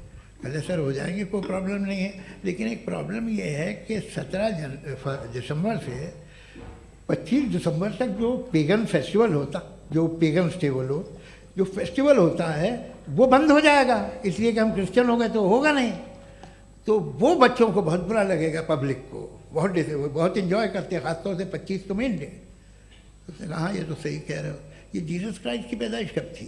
कहते साहब वो अप्रैल में थी। नहीं कट करो, वो 25 दिसंबर को है, ये हकीकत है जी। और 400 साल बाद क्रिश्चियनिटी के अप्रैल से दिसंबर ले आए, और इसलिए कि यहाँ पेगन फेस्टिवल होता था। अब मनाते हैं आप आराम से। ये जो सारे फेस्टिवल हैं ये रिलीजन से, हर एक को एक इंटरटेनमेंट डिपार्टमेंट चाहिए होता है अपनी कंपनी चलाने के लिए। तो ये रिलीजन ने, ये सेकुलर त्यौहार थे जिन्हें रिलीजन्स ने ले लिया है। ये मौसम के थे, फसलों के थे, किसानों के थे, उसको आपने लेके रिलीजियस रंग दे दिया। ये कोई रिलीजन से थोड़ी आए आप। अच्छा हमें देखिए, हम तो मुल्द हैं, हम ईद मनाते हैं, हम दिवाली मनाते हैं, हम होली मनाते हैं, हम क्रिसमस मनाते हैं। बम्बई की फिल्म इंडस्ट्री की सबसे बड़ी होली हमारे घर में होती है, सबसे बड़ी ईद हमारे घर में होती है। वो हमारे सोशल वो है, हमारे हेरिटेज है। ऐसा थोड़ी है कि we will throw the baby along with the water. ये तो अच्छी चीज़ है, इन्हें रखो, जो बेकार है फेंक दो। जी हाँ हेलो जी, मेरा सवाल नादवी जी से है। जैसा कि आपने बोला कि गॉड टाइम के भी परे हैं, और गॉड इतनी कॉम्प्लेक्स चीज़ है कि उसे ह्यूमन माइंड समझ नहीं सकता, और गॉड ने अर्थ पे फ्री विल भी दे दी है। तो आप अपना वक्त ज़ाया क्यों कर रहे हैं गॉड के बारे में बात करके? अपन को तो बात करनी चाहिए कि सोसाइटी को बेहतर कैसे करें। जी मैं गॉड वही बताता है सोसाइटी को कैसे बेहतर करें। अभी मैं आपका जवाब देता हूँ। आपने कहा कि टाइम पे वो एग्जिस्ट नहीं करता, सो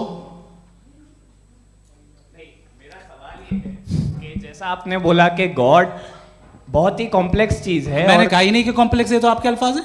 कॉम्प्लेक्स का लफ्ज गॉड के लिए सुइटेबल नहीं है। क्यों? क्योंकि कॉम्प्लेक्स वो चीजें होती हैं जो ऑब्जेक्ट हो। God is not an object जिसको आप इंस्ट्रूमेंट के जरिए लेबोरेटरी में जाके टेस्ट करें, oh it's very complex. No, वो कोई कार का इंजन नहीं है। वो फिलोसॉफिकली नेसेसरी बीइंग ऐसी बीइंग है जो सिंपल बीइंग है। हाँ, आप उसको मुकम्मल तौर पे उसकी तमाम हिकमतों को जान ले और हर चीज को जान ले, ये पॉसिबल नहीं है, क्योंकि वो ऑल वाइज है, आप ऑल वाइज नहीं है, और वो खुदा है, वो आपको सारी चीजें बता दे, ये जरूरी नहीं। मेरा सवाल ये नहीं था, मेरा सवाल ये था कि जब गॉड इतना परे है इस दुनिया से कि उसने अर्थ पे फ्री विल भी दी है, हम सब ह्यूमंस की फ्री विल है, और जो सोसाइटी में हो रहा है वो अपन लोग डिसाइड करेंगे, तो अपन लोग डिसाइड नहीं करेंगे ना, अपन लोग डिसाइड नहीं करेंगे। गॉड जो है, गॉड ने वो उसकी जात, उसकी एग्जिस्टेंस टाइम एंड स्पेस से परे है, लेकिन वो हमारा टेस्ट ले रहा है और उसी गॉड ने हमें बताया कि तुम्हें क्या करना है क्या नहीं करना है, तो जाहिर है उस गॉड की बात सुनेंगे ना हम। जी, वो पीछे एक चश्मा लगाए जो मैम खड़ी हैं, उनको दीजिए। हाँ आप जी जी बिल्कुल आएंगे। देखिए मैं कोशिश कर रहा हूँ सब तरफ जाने की। हाँ उनको दीजिए माइक। जी हेलो सर, मैं ओमनी प्रेजेंट नहीं हूँ, टाइम पाबंद हूँ, और जहाँ तक कोशिश कर सकता हूँ करूँगा। जी अपना नाम बताइए। मेरा नाम उर्सुला है, मैं दिल्ली यूनिवर्सिटी की एक स्टूडेंट हूँ और मैं स्टूडेंट फेडरेशन ऑफ इंडिया से हूँ। मेरा सवाल मुफ्ती जी से है कि इस हॉल के इस कमरे में बैठ के हम लोग रेप की मोरालिटी के बारे में फिलोसफिकली बात तो कर सकते हैं, बट असलियत ये है कि रोज़मर्रा की ज़िंदगी में औरतें रेप के थ्रू गुजरती हैं, और हम लोग सिर्फ नंबर्स पे इस तरह नहीं देख सकते, क्योंकि कितनी औरतें हैं इन कंट्रीज़ में जहाँ पे आप बता रहे हैं कि केसेस कम हैं, जिनका एक्सेस है कि वो जाके केस फाइल कर सकें। कितनी औरतें हैं जो जिनको काम करने की आज़ादी है उन कंट्रीज़ में। यूरोप में ये आज़ादी आ गई, यूरोप में ये रूल्स आ गए, तो हम आज उसके बारे में बात कर पा रहे हैं। जी जवाब। आपने ये कहा कि कमरे में बंद होकर हम लोग इस पर फिलोसफिकली बात कर सकते हैं, लेकिन हकीकत में क्या हो रहा है, वो ग्राउंड लेवल पे क्या हो रहा है, जो बहुत गलत हो रहा है और वो सफ़र कर रही हैं। आई एग्री, बहुत गलत हो रहा है, और जो गलत हो रहा है उसको हमें रोकना है। और क्यों रोकना है, वो गलत क्यों है? हमारे पास इसका ऑब्जेक्टिव फाउंडेशन है, इनके पास उसका ऑब्जेक्टिव फाउंडेशन नहीं है। मैं ये कहना चाह रहा हूँ कि जहाँ पे भी जुल्म हो रहा है, जहाँ पे भी औरत पे जुल्म हो रहा है, या उसकी इज्जत लूटी जा रही है, या उसे तकलीफ पहुँचाई जा रही है, और सिर्फ औरत नहीं, किसी इंसान के ऊपर भी जुल्म हो रहा है, तो उसके खिलाफ खड़ा होना, ये मॉरलिटी हमारे पास गॉड के पास से आई है। वरना जावेद साहब तो कह रहे हैं कि जो है मेजॉरिटी डिसाइड करेगी, तो मेजॉरिटी तो कभी भी बदल सकती है। क्या आप हाँ। ये थोड़ी सी आपको गलतफहमी है। मैं अगर मेरे जुमले से ये मदनत निकला या मैंने कहा तो ये जुमला मैं वापस लेता हूँ। ये मेरा मतलब ही नहीं था कि मेजॉरिटी डिसाइड करें। मेजॉरिटी डिसाइड करे तो दुनिया में बड़ी, वैसे आपने कहा था ये जुमला। अच्छा हो सकता है, मैं मान रहा हूँ, बाद में रिकैप कर लेंगे। अरे एक सेकंड मैं अपनी एक्सप्लेनेशन देता हूँ। मुनासिब बात यह है कि हम सब के सब दिल में जानते हैं कि क्या अच्छा है क्या बुरा है, हमें पता है अच्छी तरह से। जो लोग बुरे काम करते हैं उन्हें भी मालूम अच्छा क्या है। यही तो सवाल था हजरत कि फिर ये मोरालिटी आई कहाँ से? Cross examination. हाँ जी, हाँ। मोरालिटी साथ रहने की डिजायर से आई, यानी साथ रहकर जो कुछ कह दे, जो कुछ कर दे, वो हो जाएगा। नहीं नहीं, तो आप कायदे से रह ही कर सकते हैं जब तक लोगों में मोरालिटी हो, वरना क्यास हो जाएगा। ये आपको कैसे पता? जी, हमने देखा ना, जहाँ मोरालिटी का क्यास हो गया, हम देखते हैं। कहाँ पे देखते भाई? तो दुनिया में आप जो कह रहे हैं, आप कहीं पे अगर गलत हो रहा है तो उसको आप गलत देखिए। आप एपिस्टेमोलॉजी की बात कर रहे हैं, मैं ऑन्टोलॉजी की बात कर रहा हूं। मैं इस बहस के बाद आप दोनों लोगों को चाय पे होस्ट करूंगा, वहां पे क्रॉस एग्जामिनेशन कर लीजिएगा। अभी ऑडियंस का हक मार रहे हैं आप लोग भाई, सर जस्ट लोग हैं आप लोग। और ये भाई ये एक उधर आएंगे, जी सर आएंगे। अच्छा सर मेरा नाम लईकुर रहमान है और मैं अलीगढ़ मुस्लिम यूनिवर्सिटी का स्टूडेंट हूँ। और जहाँ तक मुझे पता है कि sir you are also product of Aligarh Muslim University. मैं भी उसी चमन का बुलबुल। हाँ सर, तो बहुत खुशी हुई मुझे जान करके कि मैं आपसे मिलूंगा। सवाल सर, मेरा सवाल यह है, सर सैयद अलैहि रहमा का नज़रिया यह था कि खुदा के वजूद को अक़ल के दायरे में रह कर के तलाश करना, न कि पूरी तौर से उसका इनकार कर देना। Sir how will you define it? नहीं तो ये तो आप इन्हें बताइए। ये सवाल आपसे खुदा का वजूद साबित कर रहे हैं तो सर आपने इनकार कर रखा है, इस वजह से मेरा क्वेश्चन उन्होंने यही सर से एक सेकंड सर सैयद ने यही कहा ना कि अक्ल से आप खुदा के वजूद को साबित नहीं कर सकते, यही कहा ना भाई। वो उन्होंने कहा कर सकते हैं और वो कर दिया गया आज। वो फोन तलाश करना या साबित करना अक्ल से अक्ल से नहीं हो सकता। अरे सवाल तो सुन लीजिए जी। अक्ल से नहीं हो सकता है, यही कहा ना आपने। अक्ल से हो सकता है, अरे वो यही कह रहे हैं भाई, आप बता रहे हो सकता है, वो तो कुछ और। आप अगर सर देखो नौजवान फोन ले लो, वो इतनी कमाल की यूनिवर्सिटी है। अरे भाई दे दो उन्हें जरा, एक मिनट दे दो भाई, मेरी बात सुनो, माइक पे बोलो ताकि जो लाखों लोग देख रहे हैं। माइक दे दो ना। अरे देंगे ना माइक, तुम ठहरो तो। हाँ सर, मेरा सवाल ये था कि सर सैयद अलैहि रहमा का एक नज़रिया था अपना कि खुदा का जो वजूद है उसको अक़ल के दायरे में रह कर के तलाश करना है, न कि पूरे तौर से इनकार कर देना है। ये उनका कॉन्सेप्ट था। लेकिन मेरा सवाल ये है कि आप इसको कैसे डिफाइन करते हैं, एक्सप्लेन कैसे करेंगे? मैं आपसे जानना चाहता हूँ, क्योंकि you are the product of Aligarh Muslim University. मुझे अक़ल के दायरे में रख के मैंने बहुत तलाश की, मुझे मिला नहीं। हाँ ये इधर वो चश्मा लगाए जो, हाँ उनको दे दीजिए। जी जी फटाफट पूछिए, बस 5 मिनट है, 5 मिनट में खत्म हो रहा है। हाँ अस्सलाम वालेकुम मुफ्ती साहब। एंड मेरा सवाल जावेद अख्तर साहब से। क्या नाम है आपका? अरे भैया सब मुझे पूछ रहे हो। फैज पूछिए फैज साहब। तो मेरा सवाल ये है कि अभी जो एथियस्ट है वो problem of evil argument use कर रहे हैं अगेंस्ट मुस्लिम्स, राइट? कि इस दुनिया में इतना सारा ईविल है और अगेंस्ट मुस्लिम तो यहाँ अगेंस्ट थियस्ट। हाँ थोड़ा सा करेक्ट कर लीजिए भाई, पूरी मशक्कत ही इसी बात की थी कि किसी एक मजहब पे बात न टिके। जी, तो बेसिकली ये आर्ग्यूमेंट ऐसा है कि इस दुनिया में इतना ज़्यादा ईवल एग्जिस्ट करता है और अगर एक ऑल गुड गॉड है तो वो रोकता क्यों नहीं है? लेकिन इस सवाल में एक हिडन अजम्पशन ये है कि इस दुनिया में ईवल एग्जिस्ट करता है। अब एथियस्ट ये कैसे ऑन्टोलॉजिकली प्रूव कर सकते हैं कि इस दुनिया में ईवल एग्जिस्ट करता है? मैं आपको बताता हूँ, थोड़ा सा समझा। नहीं सर हम लोग इनको सुनिए। नहीं please don't do that. I want to explain ontologically. नहीं हम समझ गए सर, इनको अब जवाब देने दीजिए। अच्छा सवाल पूछ लो। मैं अभी तक क्या था वो मैं थोड़ा सा ऐड ऑन कर लेता हूँ। तुम गुरु हो तो हम जब इसका राउंड 13 करेंगे ना तब तुमको स्टेज पे बिठाएंगे। जी तो हाँ जल्दी से। तो देखिए एथिज्म के हिसाब से सब कुछ रैंडमली बन गया है, सब कुछ एटम्स और मॉलिक्यूल्स है। एक पत्थर में और मुझ में सिर्फ इतना फर्क है कि हम लोग एटम्स और मॉलिक्यूल्स का अलग अलग रीअरेंजमेंट है। अब एक पत्थर को कोई इंसान तलवार से 2 टुकड़ों में काट दे या मुझे, according to atheism it is same, there is no evil and good according to atheism.